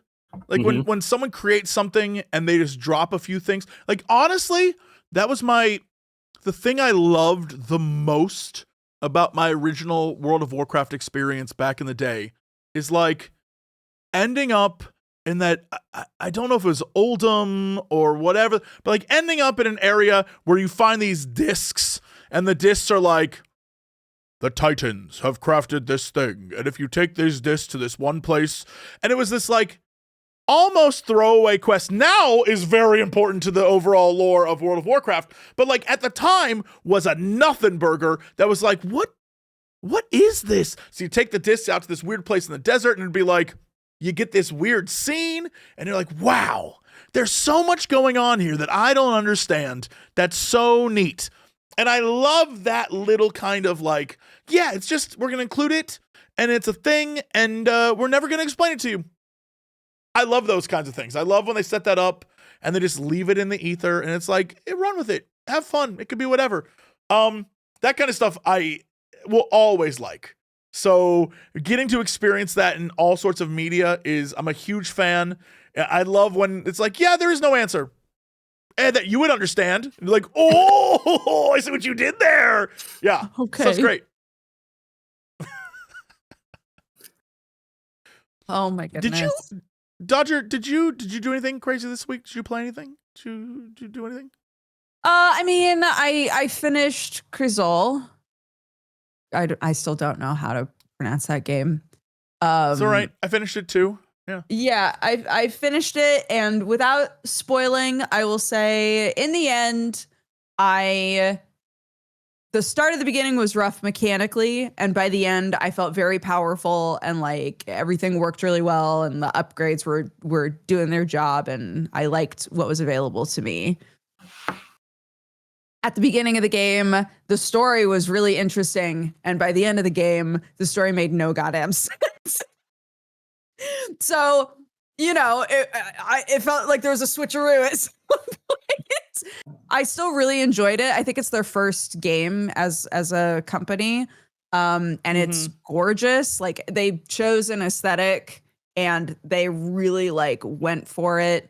I think it's a beautiful game and I had a really aesthetically nice time it is playing it. Incredible. Yeah, it's incredible looking. Like they you're right. They picked a style and they were like, we're going to really nail that. And yes, I agree with you completely. Beautiful game. But by the end, I was like, what? There are some choices that don't make any sense. You're right. Yeah. Yes. There's a lot of stuff that at the end I was like, wait, then why the fuck did this happen? Wait, so who's this person? Wait, what are we talking about? Yes. Yeah. It did that thing where it had lots of moments where it created intriguing things in the story. And I was like, I can't wait to find out what the answer to this is. And the answer made me go, what? None of it was satisfying, which is a bummer, but I still think it's worth playing. I still think it was a very fun game. Yeah, it is so very a solid 7 out of 10 game. It is like right in the 7 out of 10 slot. It is for those who have not seen this game, basically you are a member of the church, except in this world, it's like a sun god religion. And you go to this island, Tormentosa, which is where a old sun god temple used to be, but now they worship the sea. And this place is very weird, extremely potentially eldritchy. We don't really know. There's a lot of hints that there's something going on. But, for some reason, horses are seahorses, and pigs have axolotl tails, and chickens have gills. So everything's slowly becoming the sea, and you're there to wreak justice over the people there. But most of the people are dead, and in their place are, if you think of like Catholic iconography and like all the different saints like or whatever, all of the wooden religious carvings effigies have come to life. They've all come to life, and they're attacking you now. They'll come off of walls. They'll shamble down the streets, and you're just fighting wooden statues that are attacking you. But then also, there is a giant metal monster with the face of basically Virgin Mary chasing you around, named Dolores, who does not like you for reasons you'll find out eventually. And Soldadito. Elmar never forgets. Soldadito. Bro. Yeah. Girl. Aired that so many times. I was like, Dolores, go away. Anyways. But it's a fascinating game, but there's also choices that, like, for some reason it is a game that's so incredibly Spanish. Spanish? That's like Spanish. Spanish. It's very Spanish in its like overall culture and vibe and look and names and everything about it. Yet they went with like, all right, so for voice actors, half of them will be British. The main female voice actor is going to sound like a Valley girl, and everyone's going to still act like my dad when he goes to a Mexican restaurant, where he'll be like, yeah, can I get the ojo con gas? I'm like, what? What are you? He's like, yes, I'd love a fajita. I'm like, what are you, dad? Fajita is fine. You don't have to like add a little extra to it. And that's kind of the vibe with this. And you're like, but why? And so I thought, oh, well, I'll turn on the Spanish dialogue. Yeah. So did you do that? I was like, I'll turn on Spanish. Not only did I, after we beat the game, it sounds roughly the same. Like Mediodía, this character who is like, hey there, Cap, what's going on? I thought, oh, well, clearly she's going to have a different personality in Spanish. False. Wrong. That is not true at all. It's the same character. And I was like, what a crazy choice. But it is what it is. Yeah. And so, yeah. But visually, gameplay wise, awesome. There's so much to love. Yeah, but yeah, there's just some weird choices here and there where I'm like, what were we thinking? Why did we do this? I'd love to see them make another thing. So yeah, I hope that the game does well enough that they can do another game after that. The other thing that I played is the DLC for a little Gator game for a complete vibe switch up. Little Gator game is adorable. I love it so much. I've actually been replaying it with my kid, so the DLC came out perfect timing. The concept of the base game is you're a little gator guy, and you and your sister used to play adventure games, like go out into the woods and just like have imaginary adventures all the time. At this point, like in present day, your sister has gone away to college and she's come home for the weekend. And you and your best buds, you're like, we have to set up an amazing game that she would want to play with us. So as you play, more and more and more kids get involved in the game, and it becomes like this huge, like, you know, cardboard imagination game that spans the entire like island, and it's super fun. It's very, very cute. So this DLC, it was pretty quick. I played it in a couple of hours, but it's called In the Dark, and there's like a cave that's there in the base game. When you play, there's like clearly a door somewhere, and it just doesn't open for the entire game. And the DLC, they're like, oh, it's open now. Like they clearly had plans for this DLC a while back. But yeah, it's fun because all of the characters are little animals, right? So they brought out all of the like kind of like creepy crawly underground sort of animals. And it was so fun, really cute. They're the sort of storylines where like you know exactly where they're going. You're not surprised by anything that's happening, but you're still like, I love this. You know? Yeah. Like it's just fun. It's very cute. Yeah, the concept of the DLC is that the whole game so far in the base story, there's no villain. And so in the DLC, a kid who's much younger than all of the kids that are playing, like a much younger kid shows up and is like, I'm the villain, I'm the bad guy, and I'm gonna ruin your game, you know? And so you in character are like, well, I'm the hero, so I have to go try to stop him from ruining the game, you know? But clearly there's something much more going on with this little kid wanting to destroy this game for everybody, you know? So yeah, it's very cute, very sweet, and I had a great time with it. So if you liked the base game, you'll love the DLC. I love that you like your games were shoot effigies of religion and kids having fun. Yeah, like that's it's a solid way to play. I have many dimensions. You really do. Yeah. Thank you. On because Jesse was like, hey, we might be playing a bunch of demos. I was like, I'm gonna get some stuff. I tried Titanium Court. I've seen a lot of buzz what about is that? So it is the premise is that and it's great because it does a lot of like not telling you what the hell you're going to be doing, and you just like have to figure it out as you go through. But it's like completely like retro lo-fi graphics, like pixel art, and you, without giving any away the story stuff, but basically you wake up somewhere and you kind of don't know what's going on. And you explore around a little bit until you then have to start fighting in this war. And it's like third person strategy thing, but it's in the context of setting up the battlefield by playing a match 3 game with the actual terrain of the battlefield. So you'll have your castle and then you're like moving things around, and there'll be like, for example, an enemy castles. And then other ones will come in, and if I can match 3 of them, then like all those castles will go away, so there's less things I have to fight. Or I can match 3 around to get a river between me and them, and then they can't get to my castle. And so you're altering the terrain, and you look at it, and it's just like the presentation is, it has that simplicity to it of a pixel art game, but there's this underlying deceptively pretty deep little strategic element that you activate by playing a match 3 game with the world. How strange. And it was fun? It was really fun. It was like, okay, a lot of people are kind of talking about it. It's getting some buzz. I'm like, I want to check it out.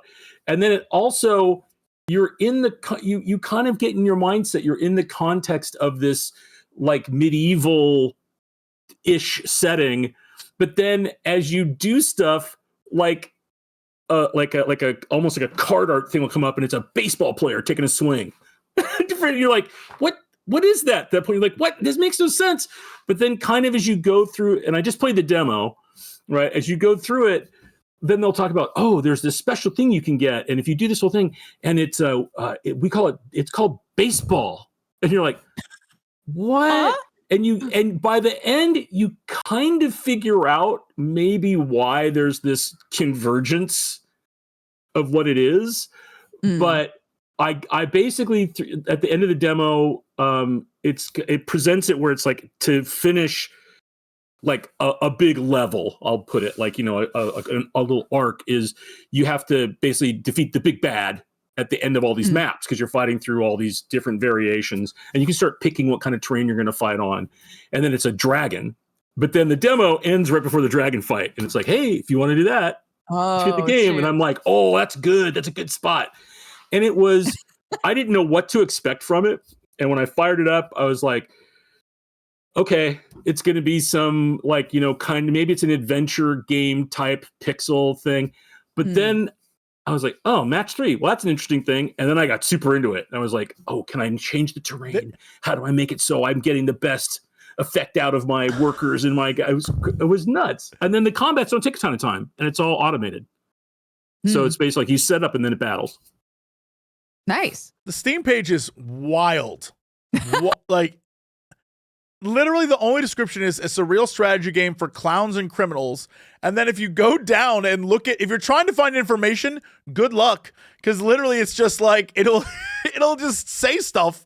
and it'll be like, yeah, I don't do lore dumps, so you're gonna have to uncover the secrets for yourself, play the game, and then it's like, yeah, oh, we have a vast collection of fine art. Wait, what? And then takes a detour in his own description of the game to show a dead rat and be like, how'd that get there? And I'm like, what do you mean, bro? What is this?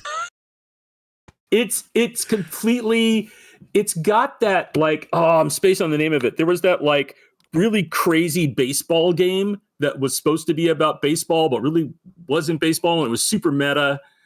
And I'm spacing the name of it. And it was just like bizarre and was like super hot for a minute. And this has that same kind of energy where you're like, okay, I guess this is about being in this like medieval court, but there's so much other weird stuff that goes on constantly as the story's presented to you. And like jazz musicians and, you know, like modern day sports references. And you're like, what the hell is this? It was bizarrely engaging for a little demo. And then on the flip side of that, then I played Dorfromantik, which is I love Dorfromantik. It's so good. Oh my God, it's so zen. I was like, I'm gonna check this out. And literally I was like, oh, I should have lunch. It's an hour and a half since I started. I just time just like joyfully dissipates. Peaceful. It's so nice. I love playing Dorfromantik when I just want to like just chill. Right, but great. I love the fact that it's like basically a solo puzzle board game kind of, right? You're putting together a big puzzle on building that world. And you're like, can I get it to where I have a train track that's this long and you know, but it's super chill the whole time. How have I never seen this game? It's so romantic. You've never seen it? When you said Dorfromantik, in my mind, I was thinking not what this game was. I was like, that's just not what I thought. And looking at it, I'm like, this looks like the chillest of vibes. It is. It's so nice. Super chill. It is. It was a really great palate cleanse, like for me yesterday. I was like, oh. That's what little Gator was for me. I was like, I need something nice and cute. I will say, in the last game I'll talk about is like my son, he's 9, and he was like, hey, I want to play Peak. We play Peak together. And so like, I literally made a Steam account with him that has one friend, which is me, and one game on it, which is Peak. And because he plays a bunch of other stuff, but we were playing Peak together, and it was just like, and we'll play side by side on my desk. So I have set my laptop, and we just sit next to each other. So we're at the immediacy of like talking. It's on like a couch co-op, and he'll be like, "Yep," there's like, okay, reach out. Okay, now I'll help you up. You know, he's just like, "Oh my God, this is the best thing ever." Was super fun. Really cute. And so you know, he'll be like, "Oh, this one's super hard. This is stupid. Like, how are you gonna ever get over there?" It's great. Like watching him solve those puzzles, you know, and think about how we're gonna do stuff and to share that. So it's really interesting for someone who's made, especially a lot of the kinds of games that I've made, to then be like, how do I curate you away from horror and violence, like all these other things? And we played Disney Infinity for a while when he was younger, and now he's kind of just not into it anymore. So that was great to be able to share that with him. And the game I'm working on right now, I'm like, I can show you a little bit of it, buddy, but I don't really... you know, it's kind of an eldritch horror thing to it. I don't know what's going to get too scary for you. So like I was showing him some of it yesterday, and he was like, oh, that looks really cool. Is that this thing like that? And I was like, okay, well, that's where we're going to be done for I'm not going to take you into Yugoth. Let's just stay here. It's all good. My kid's almost 8, and she's like looked over my husband's shoulder while he's played games like For Honor, and been sort of like, okay, daddy's fighting with people, sure, whatever, you know, and hasn't really cared about that. But there have been games that we've played that have been generally like visually more kid friendly, but there will be just something that happens in the game where she's like, ooh, I didn't like that. You just never know what's going to be the thing. Yeah. He loves playing, like, we found some like family friendly Minecraft servers where you can play like different scenario stuff in them, and like there's no chat and all that kind of stuff, right? You know, the amount of curation that goes on to ensure that it's going to be an enjoyable thing. And he plays that on the Switch too, and it's just like, it's hilarious sometimes to watch him play, because he also watches approved streamers, right?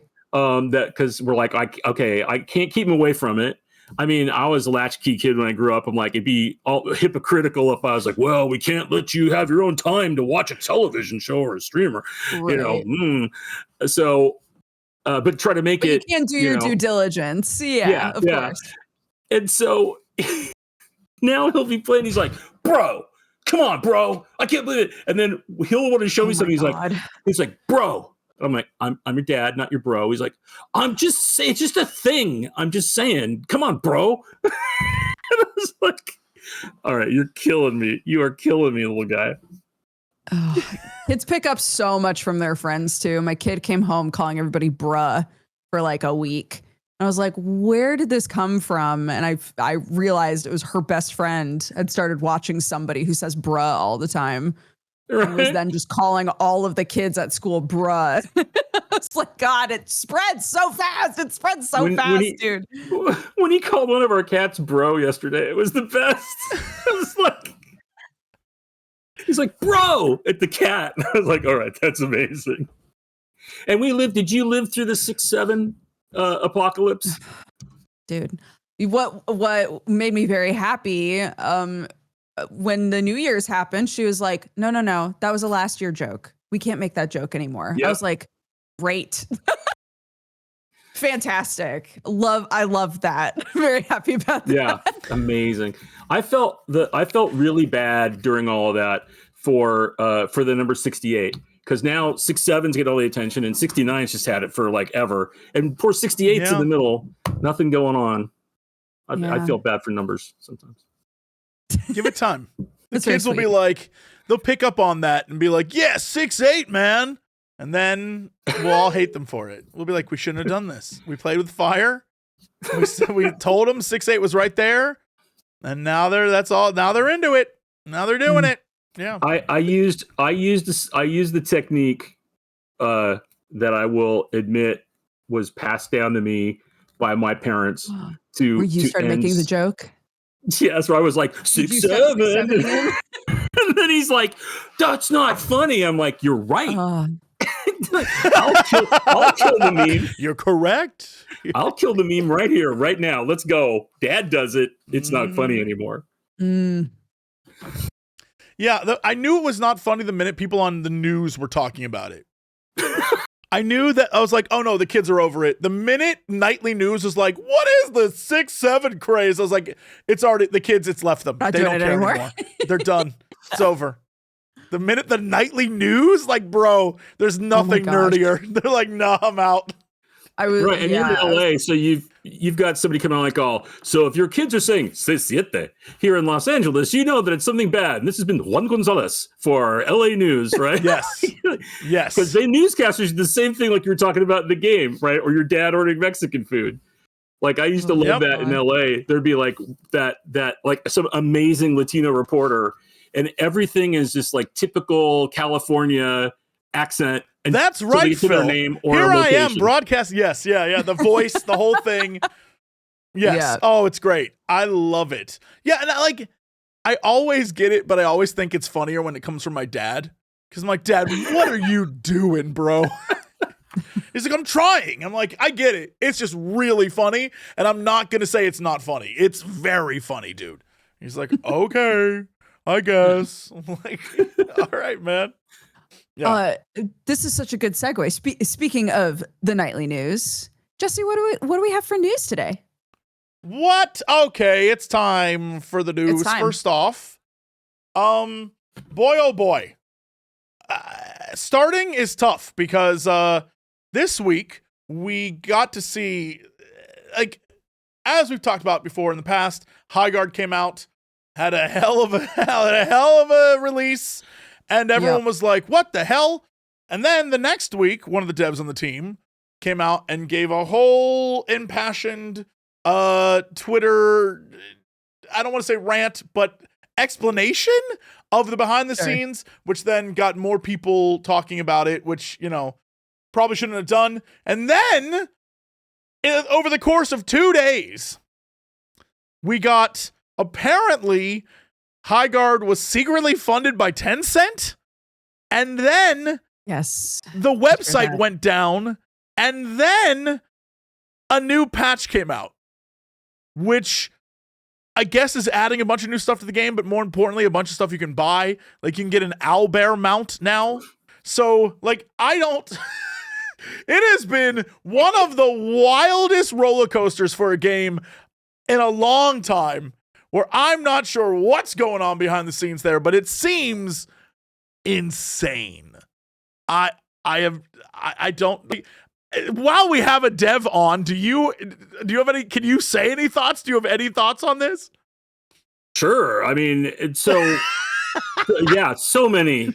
I mean, you got to kind of go all the way back to, right, high profile team spins out. They're doing this apparently got some funding through Timmy Studios, right? Through Tencent's US branch. But they're like, hey, we're fully funded. We're making this game. Let's go. And their whole idea now, we find out, was we're going to like stealth drop this game. No big hype, no big nothing. Right. We know we're in a really competitive space, you know, and it's going to be a slog. So I would imagine their thought was, let's keep expectations low.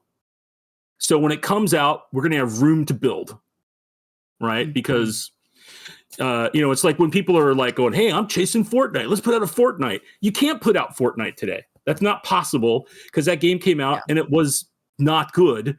And then it got good over a lot of years. Right.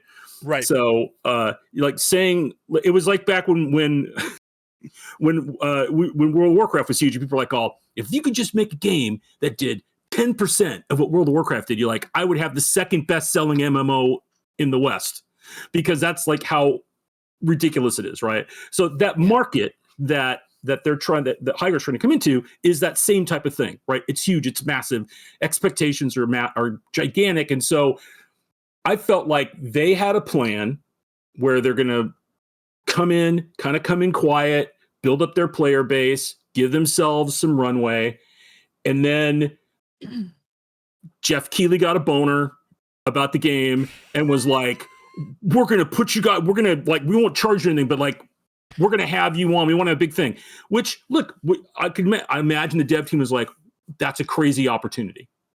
Right. Like, you can't turn that down. You just can't. You can't say no. Yeah. And Jeff's a supporter, right? And like, he's going to be a thing.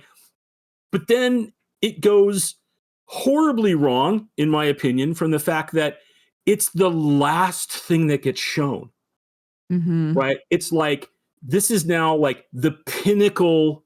You're like, oh my God, hey, one more thing, right? It brought that energy of like, hey, at BlizzCon that one year, we've got one more announcement. It's about Diablo. Right. It's a mobile game.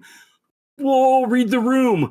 Like, that's not what that fan base wants at that time, regardless of why you did it. Like, bad placement and timing. Same thing for them to have to like put together a trailer they probably didn't expect to have to do, get it done.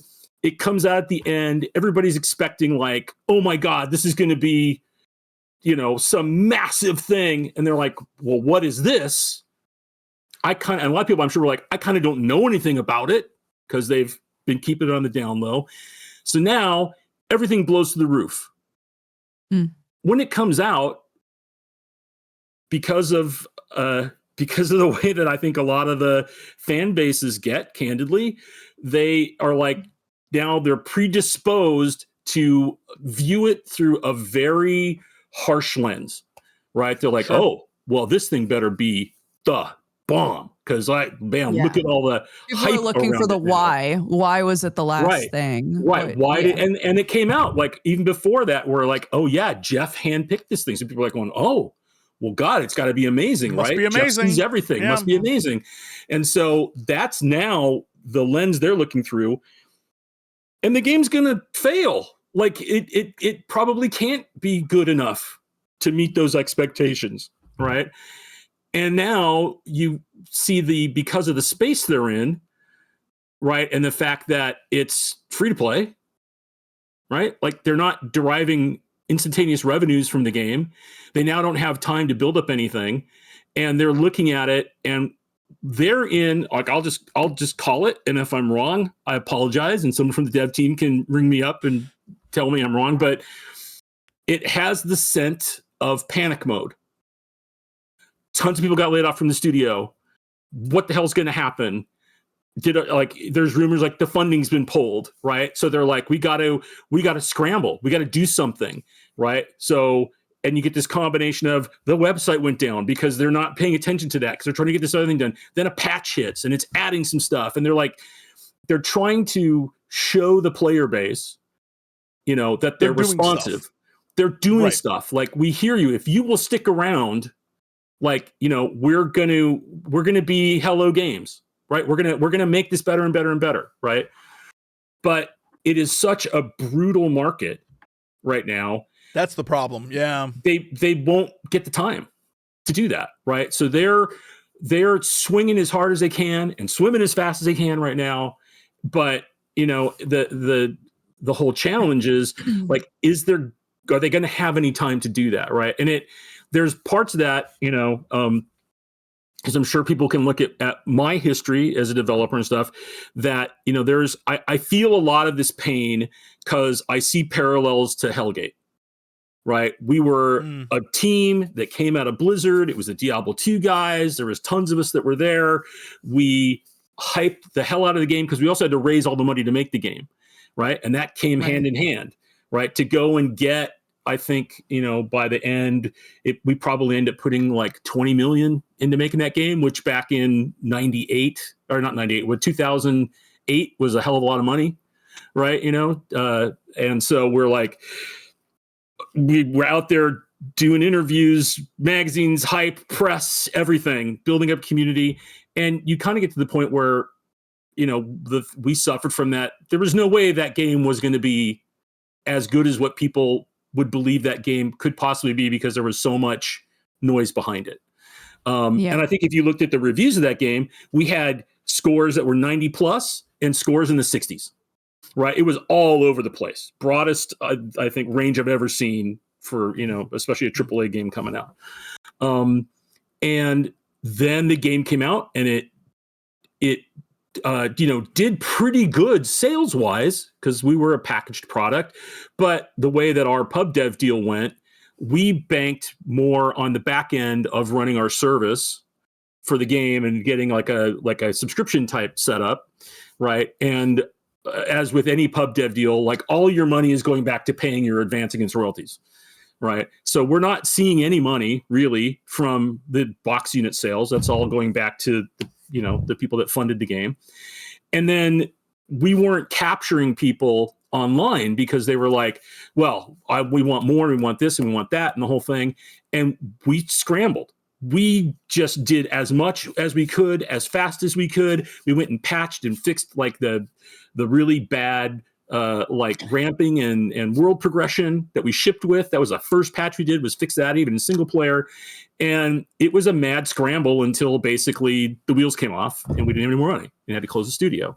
So like, I feel a lot of empathy for what they're going through right now. Yeah. And I think that it is only exacerbated now in 2026 by the massive number of games that are available and the fact that like, you have, unless you have either the war chest because of previous success or whoever your funding source is, believes in the team and the product and is willing to support you through a launch. If you don't nail it at the beginning, that's it. Like, it feels like you're pretty much gone. Yeah. It's again, it's one of those things where I on day one jumped in, went to play it, tried it out. It wasn't bad. There's just a lot missing, and it was nowhere near the hype levels it needed to be to enter a market that is, as you were saying, as absolutely saturated. There's the amount of like hero shooter, PvP, looter shooter, like there's so many that you have to, one, convince people to play yours, then convince them to stay, but also convince them to leave a thing they've already put 500 hours in and bought all the skins for and fell in love with the character that they like know backwards and forwards, and that's their character. Like, you have to convince them to leave, and that's really hard to do. And I mean, that's why there's you see the back and forth right now between Overwatch and Marvel Rivals, where it's like just back and forth, and people are moving like, oh, new Overwatch, okay, we're moving back there. Oh, Rivals, moving back there. And that's already tough to do, is pull people back and forth between those. So getting people to like try your new IP, yeah, man, that's got to be one of the hardest things in the world. So yeah, I mean, I can understand. It's really, I mean, it seems to say it's so hard making video games right now. Like, there's past the complexity of the fact that you're doing engineering along the side of making art and somehow getting together, and then it's interactive. So I've got to make it appealing to at least some size of an audience that then lets me continue to either support that game or make the next game, right? And then you stack on top of that the business side that we're all going through right now, right? Which I talk to friends that are not in the gaming industry, and they're like, how's the gaming industry? I'm like, well, as an industry, it's great. More players, more revenues, the publishers are doing fantastic. Like, that's really great. If you're someone who's making video games, we're in year 4 of a free fall, right? Like 44,000 jobs lost over the last like 3.5 to 4 years, right? And the latest stat I saw was half of those jobs in California. That's crazy. Right. Half of the global jobs lost in one state, right? So, and you're seeing, and now it feels like studios and talent have become disposable in the fact that you'll have a team builds a game, they launch it, and whether the game's great or the game sucks, it doesn't matter. Team gets let go. Yep. Right. And you're like, so that then starts to bleed into people that make the game. Like, well, why am I doing this? Right. It's a paycheck. And, I know a lot of people that used to work on AAA games or do work on AAA games. And the big thing about that was, even if I wasn't super into what we were building and maybe I wasn't a gigantic fan of the company, it was security. Right. You're like, I'm working at this big company, this big publisher, this big developer. This is a job I'm going to do and have my healthcare and have my pay and all that kind of stuff. And that doesn't even exist anymore. Right. There is zero guarantee that, working for whatever gigantic company you can think of means you have a job. So it's just a really, really hard time to make games. And then you stack that up against that. There's still a lot of people that do this out of passion. A lot of people that do this because it's like the only thing we can, like, in your mind, you're like, this is the only thing I can do. We're going to do this. And so we're still seeing tons of games come out and more indie games coming out and more games. So it's that whole thing. Like, if you don't come out and make a statement and make a connection and have a community and, have some level of initial success, no one will find you. No one will, be able to be there long term. Like, if you hit or you're gone. And that is a brutal space to be in, because it takes more people buying the games to make it where it's feasible for you to keep running a studio, right? So you have to have a bigger audience initially, and it's impossible to find stuff. Right? You run into that whole problem where you're on Steam and you're like, I'm going to look for this game. Welcome to the vast sea of stuff. that's there. Yeah. Next Fest is a great example. Is we're about to get inundated with hundreds of demos, and these are demos that people have spent so much time working on, and most people will only see the top 10. They'll go to that page that lists the best demos, and they'll play the top 10, and then that's it. And yeah, you have to scroll through tons of games and figure out what vibes with you. It'll be interesting to see. Yeah, I mean, even going back to what you were saying, the big news we're getting this week really is like Sony shutting down Bluepoint, which is the dev team behind the Demon's Souls remake and the Shadow of Colossus collection and the Nathan Drake collection, the Gravity Rush collection, or the remastered version of that. I guess it's 70 people they're saying will lose their jobs. But the funny thing is that, and this is like all quotes, and it makes me laugh because it's like, this decision is not taken lightly. Bluepoint Games is an incredibly talented team, and their technical expertise has delivered exceptional experiences for the PlayStation community, a spokesperson said, which is kind of like, okay, so why get rid of them? You know what I mean? Like, they're great. We love them. We don't, like, this is, and then I thought was really funny was that, and this is ironically funny, Ubisoft, oh, by the way, Sony, for those who are curious, Sony made year over year 22% more money than they did last year. Anyway, Ubisoft is laying off a team where the 40 people from their Toronto studio responsible for like Watch Dogs and Far Cry 6 and stuff, this is a quote, almost the exact same. This decision was not taken lightly and does not in any way reflect the talent, dedication, and contributions of the individuals affected. Which is just like, and apparently they're going to lay off another 200 in their Paris HQ at some point. So like, it's a rough time to be in the industry. Like, just one of the worst. It's tough. So, I mean, here's the thing though, right? Like and it's true, like 99.9% of the time, it's exactly the same message, right? Great people, great team, done great products, hugely supportive of them. We did not make this decision easily, right? So it's like, but then why did you do it? Why did you get rid of this team? Why did you close, a studio that won a BAFTA award and you came out and said it beat sales projections? Why did you close that studio? Right? Like studios, that's why even success doesn't mean that you stay open. And it's like, well, it's because the reason you can have 22% increase year over year in sales is you're reducing your costs. And the most expensive thing is people. Right. Yeah. So, hey, we put a bunch of money in, we made this game, we're going to launch it, get rid of the team. Now it's all profit because I'm not paying the team anymore that made it. I paid to launch it, but and it's just so gross. And I'll say it's a little bit of a scary place to talk about because I'm actively out talking with publishers and VCs and like, hey, I want to take this, we're finishing our vertical slice for Innsmouth Mysteries, which is this game that we're working on right now. I'm taking it to GDC in a few weeks. I've got meetings lined up. I desperately want to like find a great partner or partners to bring this game to the market. I think we're doing something different and interesting. It's a 4-player co-op extraction RPG.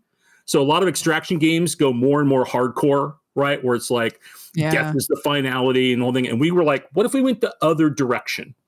Right? What if the game is more forgiving in some ways, and it's much more about the characters that you're building up and the story that you're telling and the interactions between the characters. And we have some pretty clever mechanics that are a part of that. But, we're and another huge change over the last, I would say, 2 to 3 years in our industry is you used to be able to go, and if you had a team and a dream and a deck that was compelling, you could get seed money at the very least, if not a deal. And then that would give you enough to like, hey, we're all going to like pay some people and we're going to go make this game. And it shifted in like the end of like 23, 22, 23.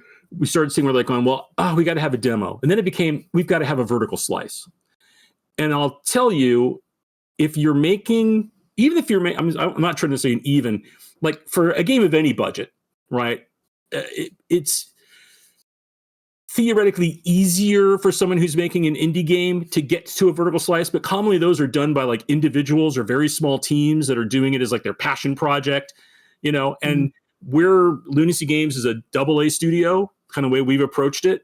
And we got to a point where like, well, we've kind of done everything we can do without some kind of money, because I got to go hire some people, at least for a short amount of time, to get to a vertical slice, which is maybe one of the worst constructs in video games, because the way they describe it is like, you don't have to bake the whole cake.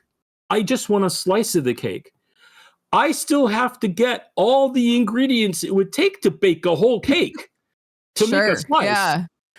So I have to have all the systems and all the tech and all the pipelines and, you know, representative art at a shipping level quality. Like, but I'm just not making broad content. That's still super hard. Yeah. Right? You're having to nail down stuff that in a best case scenario is representative of what then will be shipped a couple of years later, like in the full game. But I have to somehow get you that upfront, like tip of the spear. So we, you know, spent a lot of time pitching different ideas. Innsmouth is the one that caught fire. We found a great partner in BBX Games. They saw this problem in the industry. They are specifically designed to like get developers money to go from zero to vertical slice, right? Or wherever they are to vertical slice. So I'm literally taking to GDC in like about 3 weeks, like here is a work in progress build of where we are, right? This is not a special GDC polished up build, because we got to deliver a vertical slice, and I'm not going to stop the team's acceleration to do that, right? And then, you know, we're looking like end of April, beginning of May, like we're going to have our vertical slice done. And then it's like the whole idea is that we can hand that off to investors or publishers and say like, please go play 30 minutes of what we think our game experience is going to be. Right. Play through kind of like one cycle. That's the crazy part, is it's what we think our game, like a vertical slice. I've played games where I've played the vertical slice of a thing and then seen the final product and been like, that was nowhere near what that was originally. And that's also crazy to me, because it's like, this is conceptually what we think it's going to be, which I think is no different than, you know, a pitch deck or someone saying like, here's the idea of what we're doing, except the amount of time and energy going into it is so much for, all right, we may have to change everything from what this original vertical slice was. Like, that seems like much extra work.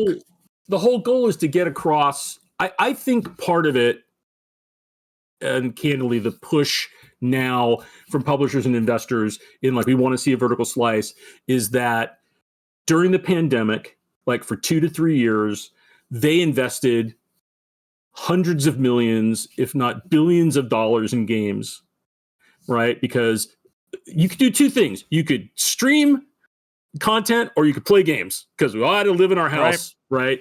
Sitting in the garage, wearing gloves, washing our vegetables that we bought from the store where I had to wear 3 masks, right? Because we didn't know what the hell was going on.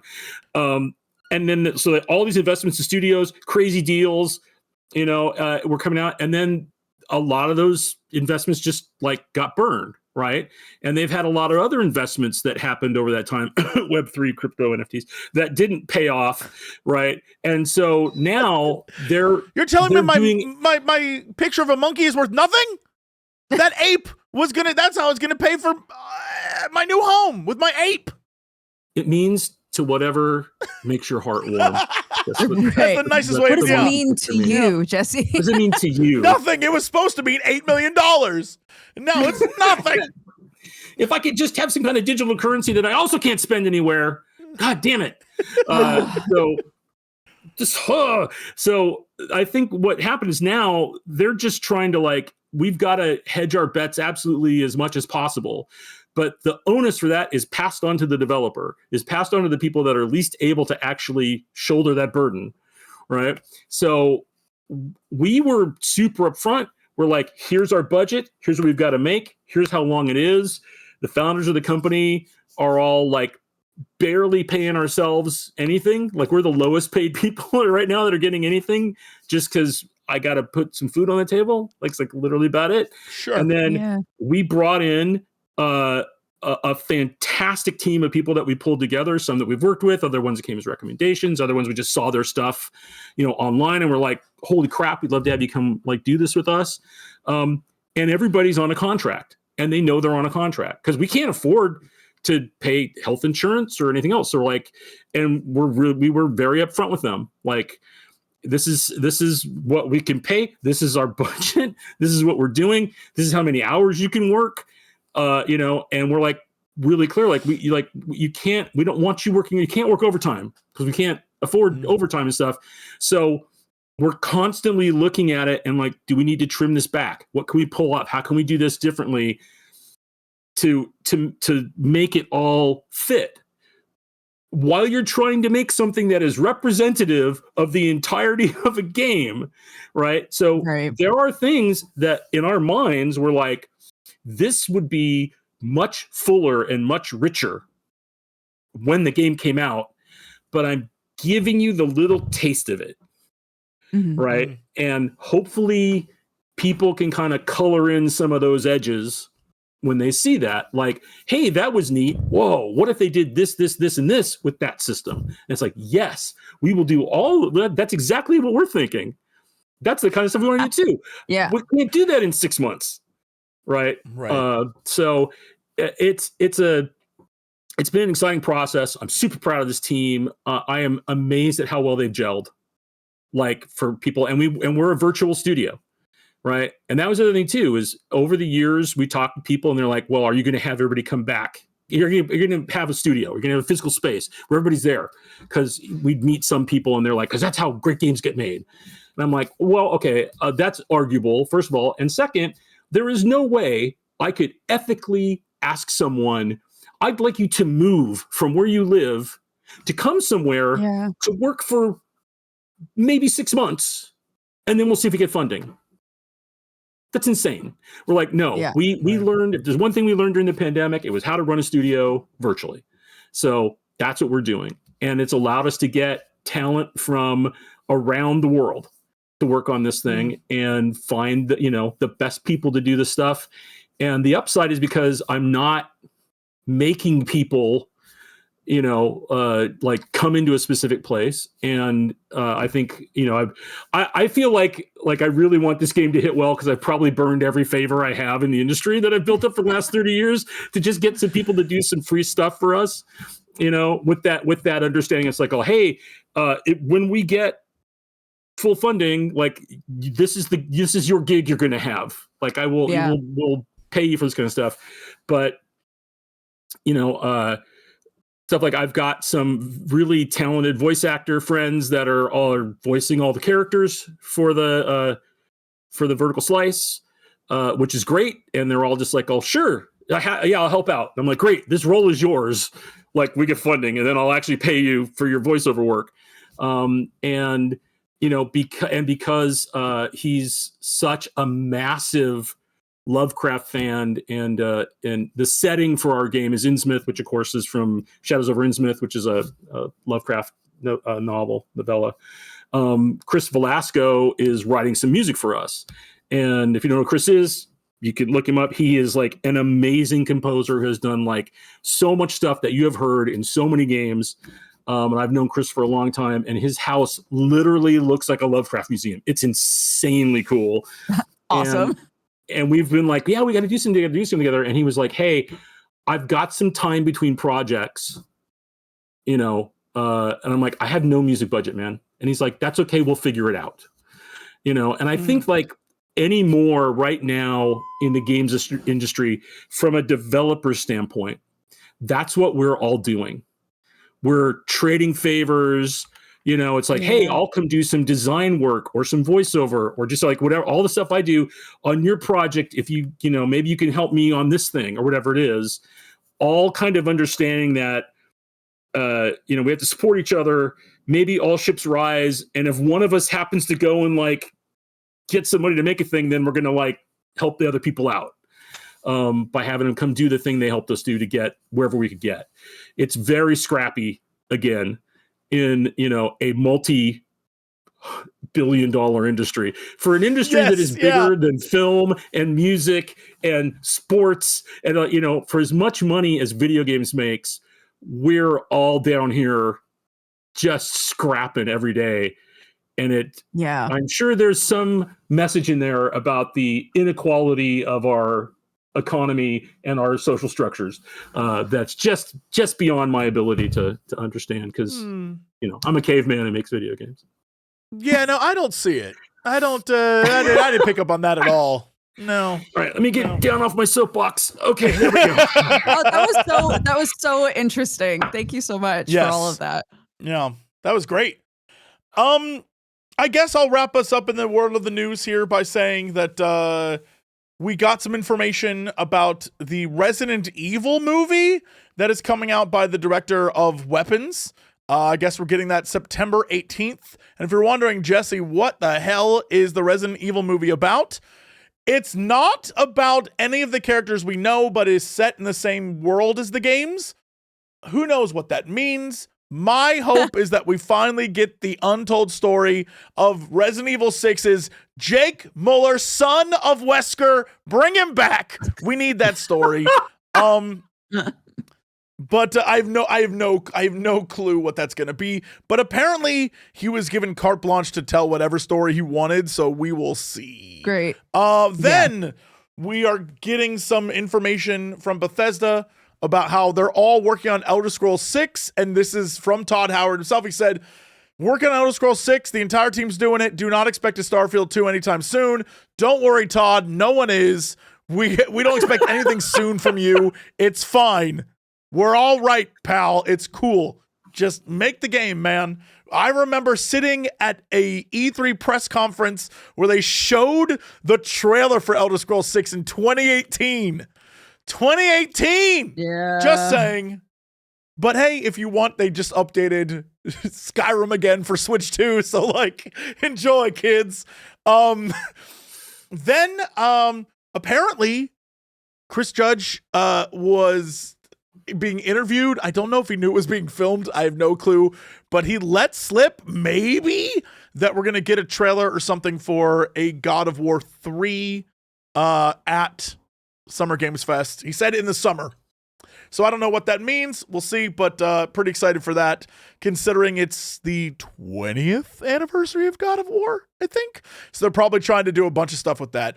And then game-wise, next week is all Next Fest demos. Play those, enjoy those. Yesterday, Xenoblade Chronicles X dropped for Nintendo Switch 2, which is an upgraded version from Switch 1. And I guess if you have the Switch 1, you can buy that for $5. Reigns, The Witcher. If you like the Reigns games and you like swiping left or right to make choices and then constantly failing, a Witcher version has released. Cool. That's been my experience on dating apps. Thank God I'm married now. It's whether I switched left or right, it didn't matter. I failed. It is irrelevant. Yeah, it's it. Oh, do you want to play a dating app but you die? That's the one. That's all the Reigns games. Play Reigns. Yeah, they're great. I love them to death. And then the big news, of course, I think the reason why there aren't a lot of releases this week is because on the 27th, Resident Evil Requiem releases. Having played about 4 hours of it, it is maybe the best one they've made in years. It rocks. It is so much fun. Wow. And as they keep revealing more and more in trailers, we're definitely going back to some old stuff. So it's going to be cool. Can't wait to play that. Very excited. But yeah, that's it in the world of news. Fantastic. Well, thank you so much, Bill. You've been such an amazing guest. Thank you. Thanks for having me. Yeah, people were asking how they can support you and your team and all of that sort of stuff. So do you want to pitch yourself? Tell people yeah, sure. how to find you. Pitch yourself. My name's Bill, and I like long walks on barren deserts with rocket propelled grenades. Well, failing the dating app stuff is starting to make sense now. Yeah, so see, that's why. Because I'm my memory goes back to those horrible videos that they would sit there and be like, oh, I'm really looking for somebody who also enjoys smoking, those great dating videos. So look, one, thank you a lot for asking. We are because we're short-staffed, I have this list of like, here's all the stuff that like should be done that isn't. Like, you can go check out our website at lunacygames.com or lunacy.games. It hasn't been updated in a little while, so but you can go find like one tiny panel about Innsmouth that isn't even really totally up to date, but it's there. At least bookmark it. We are like 95% done with the Steam page to at least get that up. But it's interesting. Even if all you're doing is putting up your Steam page to like start capturing people's interest and everything, you have to go through every single step like you're selling something. So, you know, it was like, oh, this will be really quick. No, it's a very long and involved process. I want to make sure that's a real game that is happening. That's right. It's going to really happen. So thanks, Gabe. That was a lot of work to get that set up, but we're pretty close. We'll have that up. And basically, you know, I'm starting to post as much as I can on socials under Lunacy Games. So occasionally things will go up there. I think the big thing for us will be after GDC, which is March 9th through 13th. Then I'll have basically like this nice, beautiful new build. I could start taking a crap load of screenshots and doing stuff from that and putting those up and getting those out there. But if you go to our website, there is a tab to join our mailing list. If you want to share your email address with us, that's great. I'm looking it up right now. And we can do that. The funny thing is like a lot of the hero art and even the front image was from a game we were pitching 2 years ago that we were super hot on, that I still think would be a badass game to make. But so I have to go back and be like, find the guy who we worked with on the website and be like, could you please expose where I go and put new art in so I can just put new art up? Please help me. Because you HTML coded it and it's not like some kind of, you know, WYSIWYG I could use. It's just, I've got to know where so that's that guy's job security. He's like, they have to come back. They got to come back. He's got to come back and ask. Right. I mean, not like we paid him. So it's not like it's job security from like, I'm going to make some more money off these guys. It's just like more work. Like, Steven, could you do me a solid and like fix this thing? He's like, oh yeah, sure. Anyway, but yeah, I mean, that's the places. If you see me around the socials, you know, anytime you want to just jump on, it's at Bill Freakin Roper. I keep threatening to actually get my Twitch stream up and running other than being on everybody else's Twitch streams. Bizarrely, I find when I have a moment to like, I could start doing that, tends to be at like 11 at night. So I don't know, maybe I'll start being everybody's, like overnight Johnny Fever or not Johnny Fever, but a Venus flytrap friend. Yeah, you know? Wolfman Jack, bring it back. That's right. Hey there, kids. Yeah. Yeah, there goes some girls. Yeah. But yes. I mean, that's kind of the place to find me. I know I'm very discombobulated on it. I wish I had everything up and pristine and beautiful, but this is the exciting challenge of running a startup and having a small studio and everybody's wearing about 11 hats, right? Is you get to something and you're like, I put together a whole community plan, and like, it's like our Discord's set up. There's just like no one on it yet, right? We have our dev Discord, our public facing one. So that's got to kind of be our push, I think, like post GDC, because then we'll have that minute to breathe. And you'd be like, okay, now we can like put everything up there. But just keep an eye out from it. Come check out our website. That's at least got a little information that will get updated. I'm hoping to update that before GDC. And then, you know, one thing I'd love to do when we get to that vertical slice is and like, look, streaming show aside or whatever it is, I'd love to just like have both of you play it and just like give me feedback. Love to. And you know, see what you think, because we're trying to do something a little different. You know, like the extraction part is the mechanic, right? That's how you go through levels and you have goals and then you want to get out, right? But it's not really designed in many ways the same way. And I think the goal with the vertical slice is to show that off. Like there's missions that you go on, and there's interactions you're having with other characters, and you're kind of uncovering mysteries. about it. And yeah, there's combat, and yes, there's like weird transplanar movement. You know, we take you from the city of Innsmouth, and then you've in the vertical slice. Just to tease it a little bit, one of the main mission you have is to try to shut down these rifts. And when you get to the last rift, one of the things we've added is this kind of push your luck mechanic for extraction. So you can be like, we'll close the rift and then we extract. Or you could be like, oh, we're going to push our luck and going to go through the rift and see what's on the other side. And then if we can get past that, then we can extract.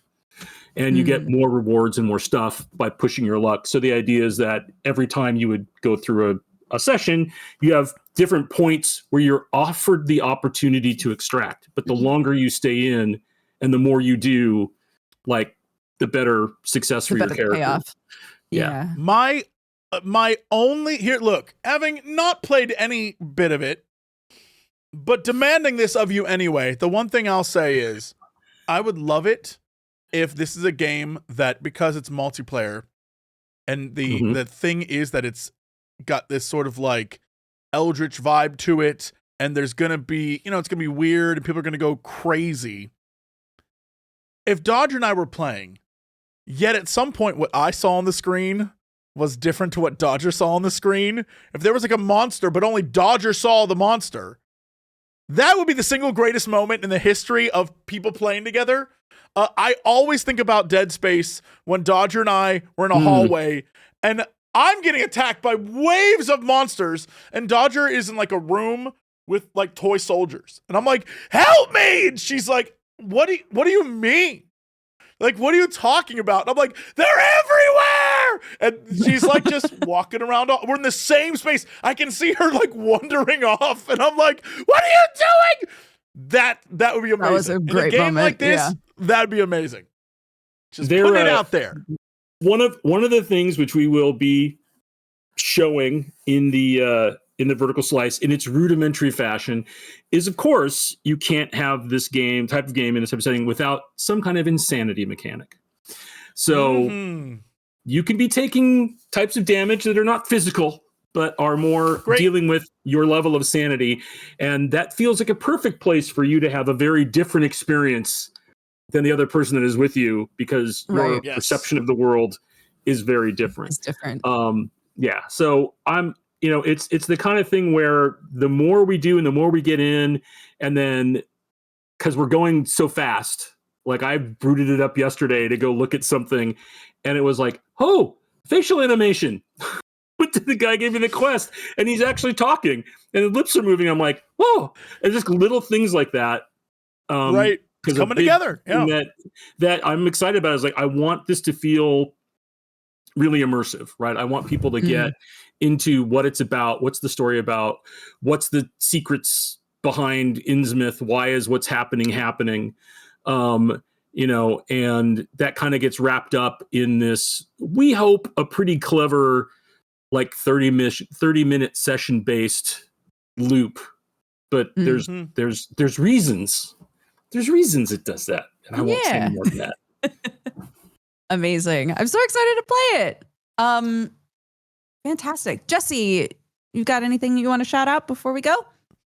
Yeah. Hey, Monday on the channel, another Tell Me About episode where I once again am joined by Coefficient to learn about the world of VTubing. First time we did Hololive. This time we're branching out to other VTubers so I can figure out what is going on in that space. Now that Dodger VTubes, I gotta feel like I have to learn things. So that'll be Monday, and then maybe in time for the launch on Friday, we'll see some Resident Evil 9 with the boys for Scary Game Squad. Other than that, I'm literally trying to get through Ghost of Yotei. It's a great game, but I am 36 hours in and just hit chapter 2. So wow. I don't know how long this game actually is. Apparently there are 3 chapters, but like, hopefully they start moving quickly because I'm like, brah, I put in so much time. So, but I'm enjoying it tremendously, and it is a ton of fun. But yeah, and then I'll try to play as many Next Fest games as I can. I've blocked out some time next week to just go full demo on stream. So Yeah. we'll see. Fantastic. I'll be doing the same. Yeah, I'm just going to be hammering demos probably all week. I'm very excited. So that's the plan on my end. We did Convergence yesterday. Jesse and I. Wonderful. Yeah, we host a games showcase every few months. Our next one is in June. But if you want to check that out, a lot of the games that we talked about have demos that are going to be available or are already and they're available. Indie. Support your indie game devs. Yes. Yay. So that was very fun. That's it for us. If you enjoyed Geekenders, you can check out all of the other Geekenders episodes on youtube.com/Jesse Cox.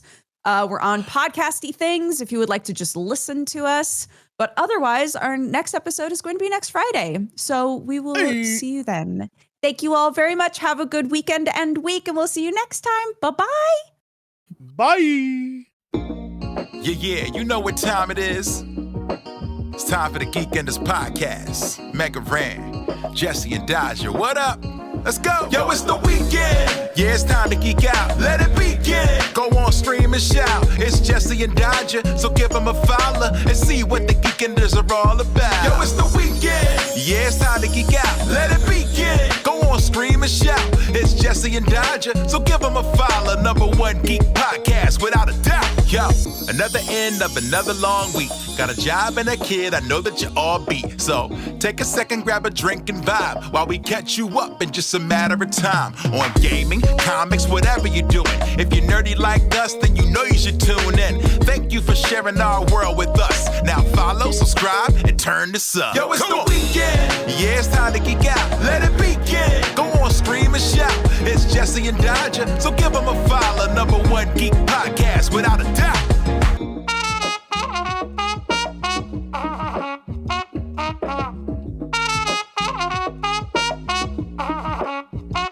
Ah.